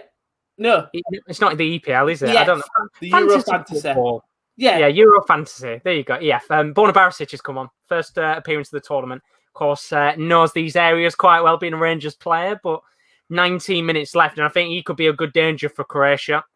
Player who knows how to take good free kicks and whip balls into the box. I think I've just seen Jadon Sancho come back from a warm-up. I think the same with Ben White. And he's just sat back down and not even like taking his bib off or anything. And I think you're right. You know how the camera's kind of focused on Grealish and everybody started cheering. Is there the same reaction for Sancho? Or... It wasn't face-up camera. He was just in the background. You can see it. So I don't know if it is Sancho, but... No doubt if they do zoom in on him, then there'll be a few cheers. I thought it was a good ball, but I think Harry Maguire, Calvin Phillips, and good ball in behind to Marcus Rashford. Ball doesn't actually get to him, Vashlik collects, but it was a really nice ball by Phillips. Who I would Scotland. Go on. No chance for Scotland. I would say Calvin Phillips has been one of the better players in this England side. First game, really, really good game. Second one, I think he was a little bit more invisible, but still played quite well. And this game, again, not done much, but he's been a solid player for us. I think as well, a lot of people picked out Phillips because he had such a good game in that first one. He was kind of not a scapegoat, but the one player who looked at for, oh, well, he had a good game at first, but there's a chance for Scotland. Oh, so unlucky that didn't come to anything. It was one-touch football between, I think it was Shea Adams, Fraser, and McTominay, and it was really, really well worked. And McTominay was the man running into the box, and Shea Adams' pass just a little bit too heavy to McTominay, and had it have just been probably half a metre shorter, we would have probably had a chance at goal. But they're coming forward again here. Lyndon Dykes with the ball, and, well, he's not had a good game. I don't think Dykes has had a good game at all, but Scotland got the ball back. Shea Adams at the edge of the box. He's gone for a long-range effort. And it's he hasn't had a good tournament, Lyndon Dykes. For a man of his stature, and especially the way Scotland were playing against Czech Republic before that going in terms of the crosses going in, he should have been winning everything. I think he should have had 2 or 3 goals this tournament if based off how Scotland were playing the game around him. He could have had 2 in that England game. In about the space of 2 minutes. We saw when the ball was lobbed in, and I think it was Mings who got the clearance off the line. Could have easily had 2. Very easily, and he's just... And I don't know whether it's just things are not going right for him, or I don't know what it is, but it's not unfortunate for Dykes. I think we could have seen better possession from him, but definitely not a tournament to forget for him.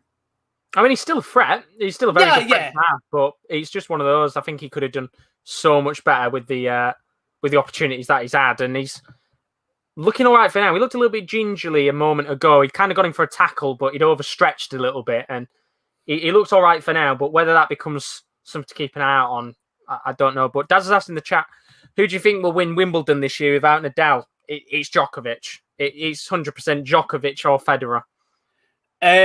Is Joe Wilfred Tsonga still playing?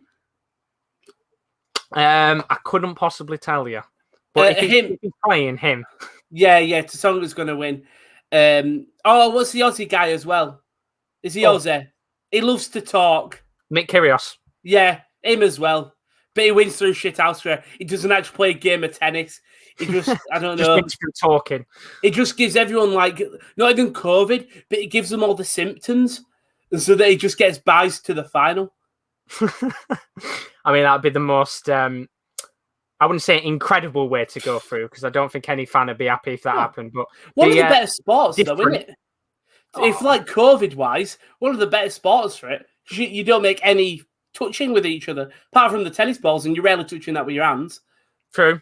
And I think they've got full crowds as well for Wimbledon, which is good. Really? Do like watching that. Yeah, they've got full crowds for most. Might not be all of it, but I know the final and I think the semis have got full fans there. That's nice to say. Good running behind. Hojlek plays it through to Crow. Puts the cross in. Great defending from Kyle Walker. And a big fist pump from the Manchester City man who, again, he was a player that I didn't believe should have been dropped on after that first game, because I think he played quite well. He was one of the better fullbacks in that game. In this game as well. Go on. Ivanisevic is going to come on for Vlasic, who's had a interesting game. I don't know what had gone on between him and Robertson, but for half of the match, he looked very frustrated with him, and I don't know why, but Ivanisevic has come on. Okay, I don't know what I was going to say, because we've just had a sub as well, and I got really confused. And it's Thomas. We've got Thomas Peckhart has come on for Patrick Schick, the Legion Warsaw striker. So I think maybe Czech Republic not resulting to the loss, but definitely because we haven't seen Peckhart really play this tournament, I don't think, if I'm correct. Normally Schick sees out the games. Yeah, we've had a few more comments in the chat. Chris saying he thinks Djokovic. Chris then saying Federer and Nadal best retiring now the legs have gone. I disagree with that. I really do. Absolute legends, but best retiring for me. Well, I wouldn't say that to a Nadal who's only ever lost twice on a clay court. So, I mean, what does that mean? So there's a few different courts they can play on. They're playing obviously grass courts. Yeah, I know that. Wimbledon. Sorry, 3-1 game over. Oh. Croatia are going through to the next round, barring a miracle from Scotland. Who was it going to be to put the ball in the back of the net and seal the deal? That man Perisic. It's from a corner. Lovely, well-whipped in ball into the box at the near post. Simple finish for a man who, I mean, as we've said before, one of the best wingers in world football for just all-round play. He's got fantastic heading, skill, pace, ability, and he runs on to the near post. He's been marked by, I think it's looking like Tierney, who's marking him. Gets a little bit close towards the near post. It's a simple header, and just like that, Scotland are out unless they score 3. World-class header that from a high-quality player. I mean, surely game over, surely? Yeah. Not over yet, but... Scotland scoring 3 in, 13 minutes? It would be one of the most incredible comebacks, but I don't think it's happening, unfortunately. No, same, but... We've seen worse. We've seen more dramatics. It's only 2 goals in it. Well, no, they need more. They need 3, don't they? 3. Yeah, it's not happening. It's not happening. If they were to get a goal, let's say in the next 2 minutes, with 10 minutes left of the game, then okay, there'd be a little bit of excitement. But as Kyle said, that's why you have someone on the post. He's amateur defending, and this game is done. There's no way Scotland are scoring again, I think, as Peter said, blow the whistle. Of course, he's got all the money on him. Give me the dollar. Excellent goal. It was a brilliant goal. And credit to Croatia, because all 3 goals have been really well, nice worked finishes in the end. As Daz has said in the chat, he fancies Murray or Federer to win. Federer, yeah. Murray, no. I don't think Is Murray... he playing? I think he will be, but I don't think he's anywhere near the level he used to be. So, I mean, it'd be an incredible story if he was to win it. But, you know, this is a Murray who I probably think will probably retire fairly soon. And as we were saying earlier with Nadal and Federer, I think it'll probably be Murray retires maybe before they do. I don't know. I don't know. But Chris saying, bye Scotland. Make sure you don't bump your head at exit door. I'm just seeing this Croatian goal, 2 seconds. Yeah, shut him out the front post. Good header. And we're seeing an England sub. And I'm happy to see him come on. Because, he's another player I don't feel like deserved to be dropped based on some of this Tyrone Mings. He's going to come on for John Stones. But, which basically means, I feel like this, yeah. Czech Republic would go through as, by the way, they would go through as 3rd place. Because Croatia have scored a 2nd goal. So Croatia would go through in 2nd. Czech Republic would go in for 3rd. So they, as it stands, will have either Belgium or Netherlands, but there's a chance here for a corner for Scotland. If they were to get something from this, then it makes it interesting as to add insult to injury, which is why Peter Thompson probably looks even more likely to get his prediction right here. Perisic is going to come off. Great performance from him today. Really, really important player. I think he's the man Croatia have to look to now for the key to goal. Ante Rebic comes on, so a little bit more pace up top now. And obviously a bit of defending to do here because Robertson going to need to put in a cross and a good one at that. Lobs it into the box. Livakovic comes out for it. And in the end, McTominay's touch is the last touch on the ball. And it's going to be a goal kick. And that will probably seal maybe the end of a dream comeback for Scotland. As Chris said, I'm just worried with Federer and Nadal injury issues. That's all. I think they're best retiring, but that's my opinion. I do get your point. Obviously, they are that age now as a tennis player where they are getting to the point where retirement will probably be on the card soon, maybe the next 2 or 3 years. But I mean, as I said before, when you're Nadal and you've only ever lost twice on a clear court, you're going to keep going. Even though he's had to obviously step back for Wimbledon and for the Olympics and obviously take a little bit more of a break as he's getting older, he's still got the class in him. Same with Federer as well, but probably a year or two left in them before we see him go. And it'll be a shame because we're losing 2 of the best tennis players of all time, and it is going to leave quite a big gap between the class of Djokovic and the rest of the pack. But Wimbledon, I'm looking forward to. Have you had a chance, Rowan? Or is no, we've seen a wild Jadon Sancho warming up. Let's hope he's actually going to take the bib off. I just love that. We have 1-0 up against Czech Republic in a game that doesn't mean anything. We're winning. We bring our fucking centre half. If that obviously preparing for the fact we're going to have one of the top 3. They're getting them all prepared and ready. The defending they're going to have to do because it's going to be 90 minutes of Ronaldo or Griezmann or Havertz just constantly absolutely battering us. I want to stay camera back. Genuine. They're so boring to watch. They're just not fun. And it's the same with Czech Republic, but I don't expect a side of Czech Republic's caliber to really go far. Like to play this energetic, cool style football. We have got we should be playing a bit more fun. You expect us to, but we are England. We don't do that. As Jason's asked in the chat, in England's draw, who do they play? So basically, as it stands right now with the table, England top, Croatia second, Czech Republic third. If England do stay at the top of their group, they'll play whoever finishes second in Group F. So that is either one of Portugal, France, Germany, or maybe Hungary. If they finish second in their group, then they'll play whoever finishes second in Group E. So that is one of either Poland, Sweden, Spain, or Slovakia. And obviously, they can't finish third now because of the goal swing. Way too much for that to happen. So, realistically speaking, there's a lot of people obviously wanting England to lose the game. But we're going to see a few changes here for Scotland. Shadams is coming off. Kevin Nisbet is coming on. I think Scotland now know they're going out. And it's just a chance to give a few of these players a bit of an opportunity to come on as... Rowan, you're bowing. Who to? We're praising the Lord. Jadon Sancho has got an England shirt on and he's standing on the sidelines. He's getting 7 minutes of English football, Euro football. 7 minutes. It's poor. I hope he scores. He scores. And you know when Thingy dived in front of Moyes? I hope we see that. Czech Republic. Oh, Souček, heavy ball. Oh, it was a good turn and shoot by Peckhardt, and it was a block thing. It wasn't cleared well by Pickford, and then Souček passes it to Peckhardt, who then has to sort of turn awkwardly and turn. He puts it wide, but Josh, it's the moment we've been waiting for, and he's getting the second loudest, probably the most loudest cheers of the night, and well deserved. I mean, as I said, it's just ludicrous. A player of his qualities just sat on the bench for 7 minutes of a match against the Czech Republic. The player he's coming on for has had an incredible game. Saka. Really good game from him, causing so many problems down that right-hand side, and I wouldn't be opposed to him starting over Foden. The worry is obviously Foden thing. I think it would mean that Foden will come off the bench for Saka.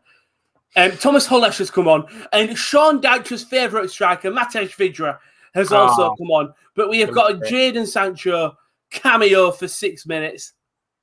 And it's depressing we're saying it's even a cameo. It's wrong. It's wrong. I mean, Jason says we just need to score an own goal and draw and let Czech Republic finish top of the group. But even then, I think if we were to draw, then I think would we still finish top? What if it's a draw? No, we wouldn't. The Czech Republic started the down top. So yeah, they would go into first. We'd go second. Then Croatia would go third. And I think if you're a Croatian fan, you do not want Czech Republic to score because obviously in this side of the game with Croatia-Scotland, with Croatia finishing in third, they face either one of Netherlands, Belgium, or whoever finishes top of Group E, which is potentially Spain. So you are getting a tough team either way. So no pressure on whoever finishes third. One thing that I did see, and I remembered, if this score stays as it is, England should be very proud of their defence. I mean, we play a defensive game anyway, but not conceding any goals in this tournament. And we're hoping I could jinx it because it's Souček. Good ball into Crowell in the midfield, who just can't win it there. But we've had a good tournament defensively, 0 goals conceded, which is something we can be partially proud of. Yeah. I know obviously at the end of the day, the class and quality of opponents isn't top tier, but at the same time, when it comes to the Euros and the World Cup, especially the Euros, I think it's a little bit more harder to play it. A lot of teams do go with the approach of no fear. And I think we've seen, look at the group with North Macedonia, for example, the fact that they scored a few goals in their group, unsuspectedly, surprised a few people. Hungary scoring against France. I think it's good to get 3 clean sheets. It'll all probably get damned when we come up against one of the big boys, but we'll have to see. Oh, well, I was staying quiet because England has scored, but there wasn't really much effort from me because it's been a boring game. The flag is up anyway. So it was sort of lucky that I just didn't say anything. I need to move my phone because I saw it spoiled in the chat. And Henderson, he is offside there. It was one back. It was fairness. Sancho plays it through to Rashford.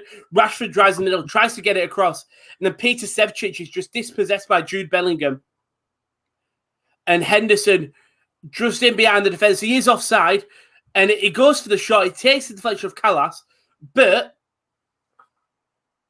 no, this definitely... They're checking to see if it came off Sevcich. But the check is over. No goal. Still 1-0 to England, no goal.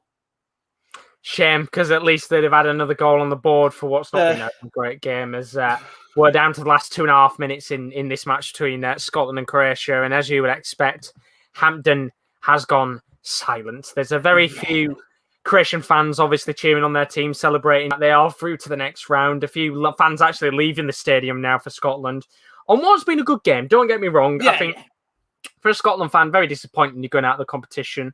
But they gave Croatia, I wouldn't say a great game today, but a decent game.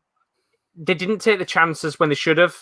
Too many opportunities on goal, which a team of a better quality would take with better class players up front. But I think Scotland, when they look back at the group, getting a point against England, having a decent game against Croatia, they'll be disappointed that they've been knocked out. But at the same time, I think they've got a very good squad for the future, Scotland. 100%. And you know what? They were always predicted to finish 4th, but at least they came out and got some points in this tournament.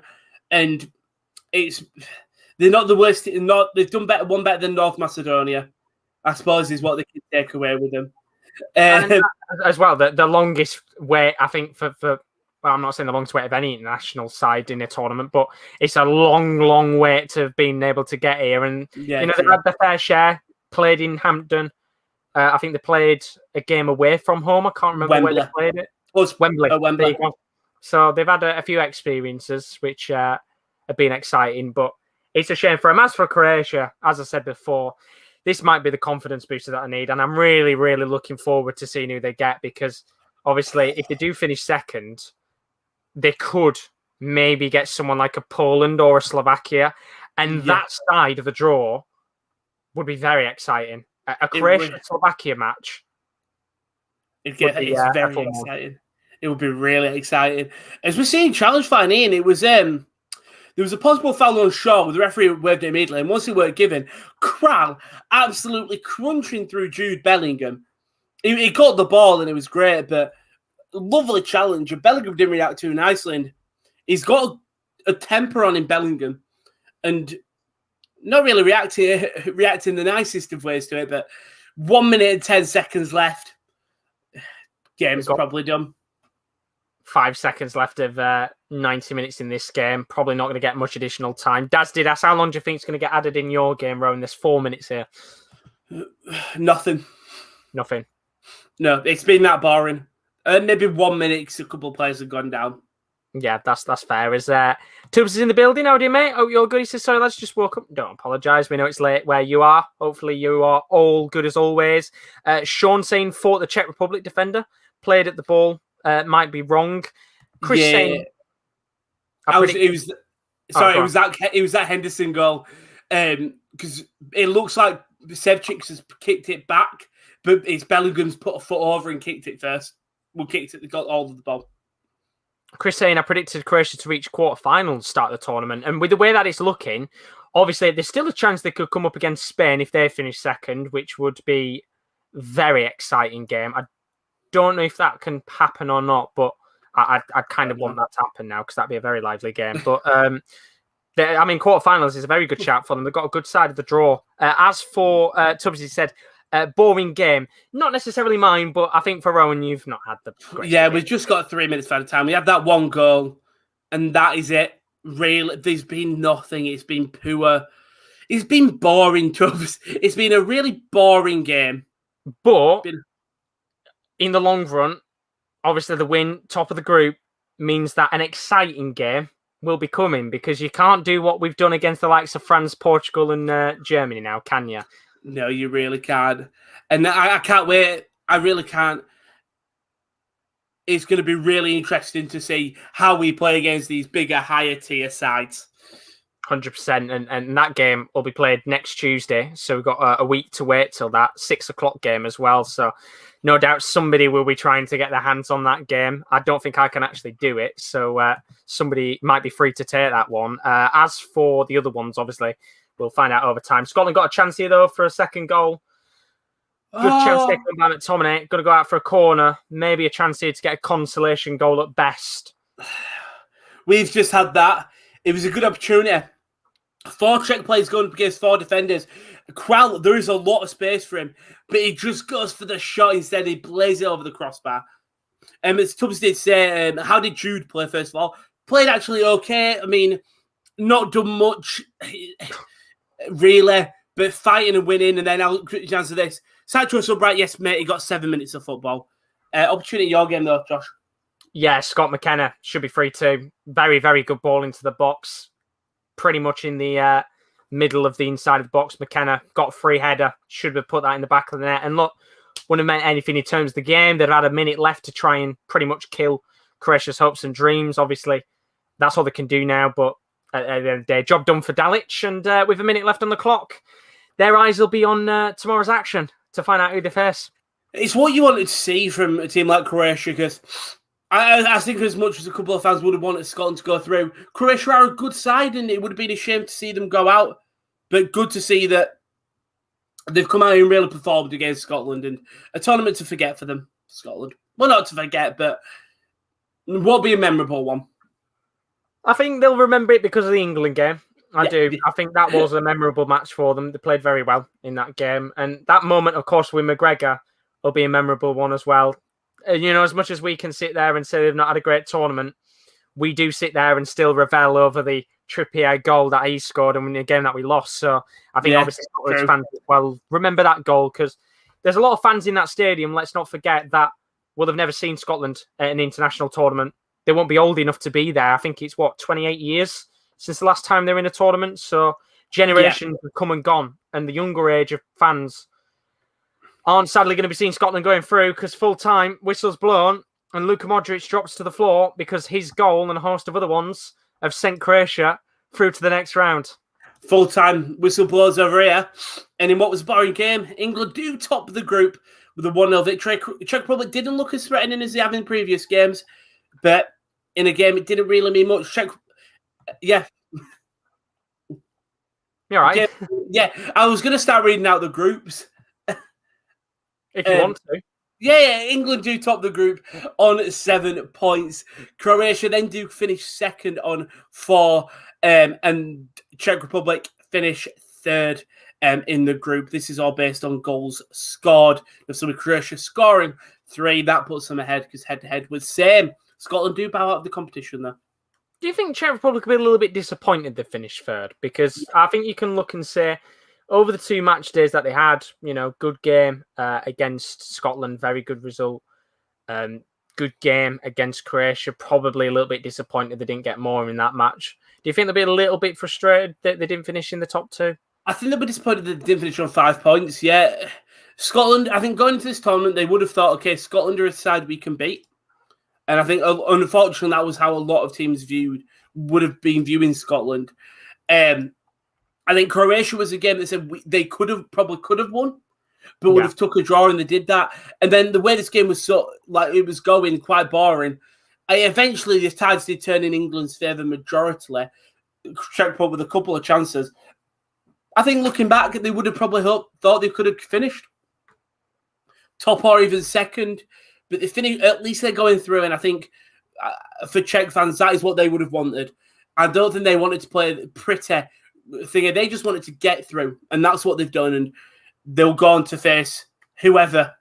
I don't, Josh. If you've seen the other streams, me and Kale just couldn't figure out who would be facing who. We just was like, wait and see. So I can give you it. Luckily, I've got everything up for you, so I know everybody's facing. So for those of you wondering, in terms of how that group pans out and how or who everyone's going to face, England will play one of either Portugal, France, or Germany. Whoever finishes second in group, basically, or Hungary. Not counting them out. They could do it, but goal difference obviously is not swinging their way. As for obviously the Croatians who finish in second, they face whoever finishes second in Group E. So that is either one of Poland, Slovakia, Spain, or Sweden. Could be an interesting one. Could maybe see Croatia against Spain. Could also be Croatia against Sweden. Whatever happens, if they don't face Spain, that side of the draw looks very, very good indeed. And then obviously third place, Czech Republic. You're wondering, Rowan, who are they facing? No pressure. Either Netherlands, Belgium, or whoever finishes first in Group E, which obviously again is one of Spain, Sweden, Poland, or Slovakia. So right through all of them. We'll have to see whether or not, who faces who when it comes to that. But, I mean, who would you like to see them face if you could pick? Slovakia, because it's sort of that Eastern European tie-in. It's winnable games, Slovakia or Sweden. Is a testing game, Belgium. I think they could beat Netherlands, but I think they could beat Netherlands or Belgium. Netherlands and Belgium haven't been tested as much. Belgium got tested against Denmark. They struggled, and it wasn't as convincing. Netherlands got tested against Ukraine. Wasn't as convincing. They were probably the two better teams in their groups. So Czech Republic could very easily go out there and get even a draw, take to penalties, win on penalties. I genuinely think they've only gone and lost 1-0 to England, who are maybe the seventh best side, fifth best side, depending on how you views in this tournament. Maybe the third, fourth even. They've gone out and just got a narrow 1-0 loss. They contained him for 45 minutes. They contained him for nearly 80. It was just that one goal that went in, which was a bit unfortunate. Just a good ball. And Raheem Sterling, so small, he was hiding behind the... No, it was a good finish from him. Well, wide open. All he had to do was put him back in there, but he was in the right place, right time. But yeah, do you think Czech Republic could beat any of them sides if they can just take the game to them? It would be interesting to see. Anyone can win these games. What about you? Honestly, I think... when you look at the side of the draw, they will be hoping probably to face. I mean, it's a tough one, isn't it? Because you are facing one of the big three, basically. Unless there's an absolute shock on the cards and Spain don't finish top, which I think would be very surprising. I think they'd probably want to face Spain because Spain so far haven't looked too strong at all, and I think they could get at them. I think Netherlands as well. The back three could be got at. It's just how, obviously the way that the Czech Republic play, they play with the two wide forwards, they play with Janko and Majapust, and I think they could get into the back line because we know Dumfries and Van Aanholt plays the two fullbacks and they love to push up. So I think Czech Republic could get them. Belgium, I think, would be the toughest one because trying to keep Lukaku, Hazard, De Bruyne quiet has been an absolute nightmare for anyone so far. But then, of course, you could say the same for Netherlands as well, who've been pretty good on goal. But I think for me, I would say probably Spain they'd want to play. But it's picking the best out of a bad bunch, isn't it, really? Yeah. And you know what? I just hope they go for it. I really do. Yeah, hopefully so. We'll have to see what happens with them. And just going through some of your comments quickly before we talk you through what's coming up tomorrow, of course, last day of group action before we have a 2-day break. Just seeing what you guys have been saying. Peter Thompson saying nearly $3,000 coming back. He's about 800 quid up, which is brilliant to hear. Of course, putting that result on the board for Croatia certainly made your money back. So congratulations, Peter, tonight. Chris saying the scenes if Hungary finished second. And now that would be brilliant, wouldn't it, if Hungary finished second? But then at the same time, don't count them out because they played very well if they were to finish second in that group. Peter saying, if England get Germany, I'll be betting England as I think they will beat them, which is a bit of positivity we want to see. Tubbs said he wanted Scotland to go through, which was a shame. Chris has asked, and we'll go through all your comments, so keep them coming. We'll stay on for as long as the comments keep rolling. What's your thoughts on Southgate football not being entertaining? I couldn't care less as long as we win games. All that matters for me. I'll let you, Steve, say that wrong, because obviously you watched that game today. We've got some of the most exciting young players in the entire football, yet you want to go to sleep during the game. And yes, I know that we're winning, but you want to see some good football from these talented players. We've seen them all do it throughout many leagues and in the Premier League and the Bundesliga specifically. And we've seen these young players play the most dynamic attacking football. And yet he just is so resolute in sitting defensively. And I know it's paid off. I do it. But it's not fun to watch. And I feel like when we lose, it will all bite Southgate in the ass. Because Southgate, let's say if we're winning, fans will go, well, it's boring, but at least we're through. But as soon as we start losing and we're not going for it attacking-wise, Southgate is going to be hung at the stake. And it's not fun to watch. And at points, and it's so bad because I'm English, I don't want to sit through and watch an England game. Which is mental to say. It really is. I think when you look at all the other sides as well, the big nations at the very least, there's only one other team that's gone defensively, and they're not even playing defensively, and that's Netherlands. They're playing a 5 at the back that realistically is a 3-5-2 in the long run. We know with international football, especially these types of tournaments, that realistically attack is the best way to go because you can sit and defend, but when you do get to the latter stage of the competition, when you come up against the France and the Germanys and the Portugals, they're playing systems where realistically there are 5 forwards on a pitch. I mean, you've only got to look at that France side. You've got Griezmann, Benzema and Mbappe all up top together. You've got 3 forwards there. Germany, you've pretty much got 5 forwards when you think about it to a certain extent, as the 2 midfielders that are wide tend to push up the pitch. Obviously, we know with Holland, it's 2 up top, but you've got the likes of Wijnaldum and you've got the 2 fullbacks that can Wijnaldum, who is the top goal scorer in the tournament right now. Yeah, exactly. And I think that obviously the risk of playing defensive can come back to bite us. And I think in our next game, whoever we do face, which we'll know tomorrow, it will probably come back to bite us on the arse.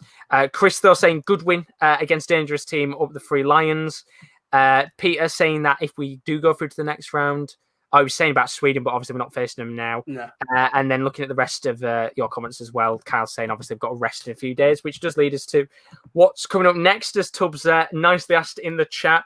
So we're all done with the action today. We've got one more day of group action, which is tomorrow. You can join myself and Kyle for Slovakia, Spain, which I'm going to be covering. Kyle will be covering Sweden v Poland, I think. Oh, no, I'm covering Sweden v Poland, I think. And then tomorrow, Ronnie's going to be covering Germany v Hungary. And I'll be covering Portugal versus France. Should be very, very exciting indeed. Round of 16 then starts. Got Wales, Denmark. That's on the 26th of June. 2-day break. Then we're back at 10 to 5 for that match. And then straight afterwards, no doubt, be KL doing this, of course. Italy, Austria, 10 to 8. That kicks off, of course, the first 2 matches of the round of 16. Very, very excited to see what goes on there because, of course, we're getting to that stage now, as we said. International action, knockout fixtures. Makes for very exciting football, doesn't it? It really, really does. And this is where it's make or break. And you're going to see the best footballers, well, the best European footballers playing at the highest stakes in Europe. And I can't wait to see it. Yeah, very excited for it indeed. Don't forget, as always, before we quickly do go, you can join us on our social media, as you can see on the screen. Our Twitter is at @the_top corner, and our Instagram is @the_sports corner_. Do go check them out if you haven't already, and you can see when we go live as well as the lineups when we do post them. But as for now, a massive thank you to Rowan. Greatly appreciated for putting up with that monstrosity of a game tonight.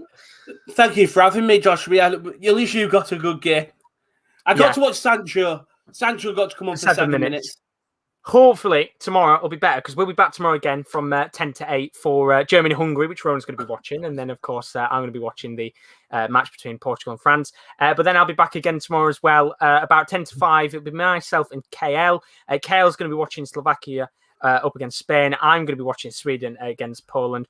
All 4 games have something on the line. Very exciting indeed. But as for now, have a fantastic morning, evening, or afternoon, wherever you are. And we'll see you tomorrow for the last set of group stage matches. Good night.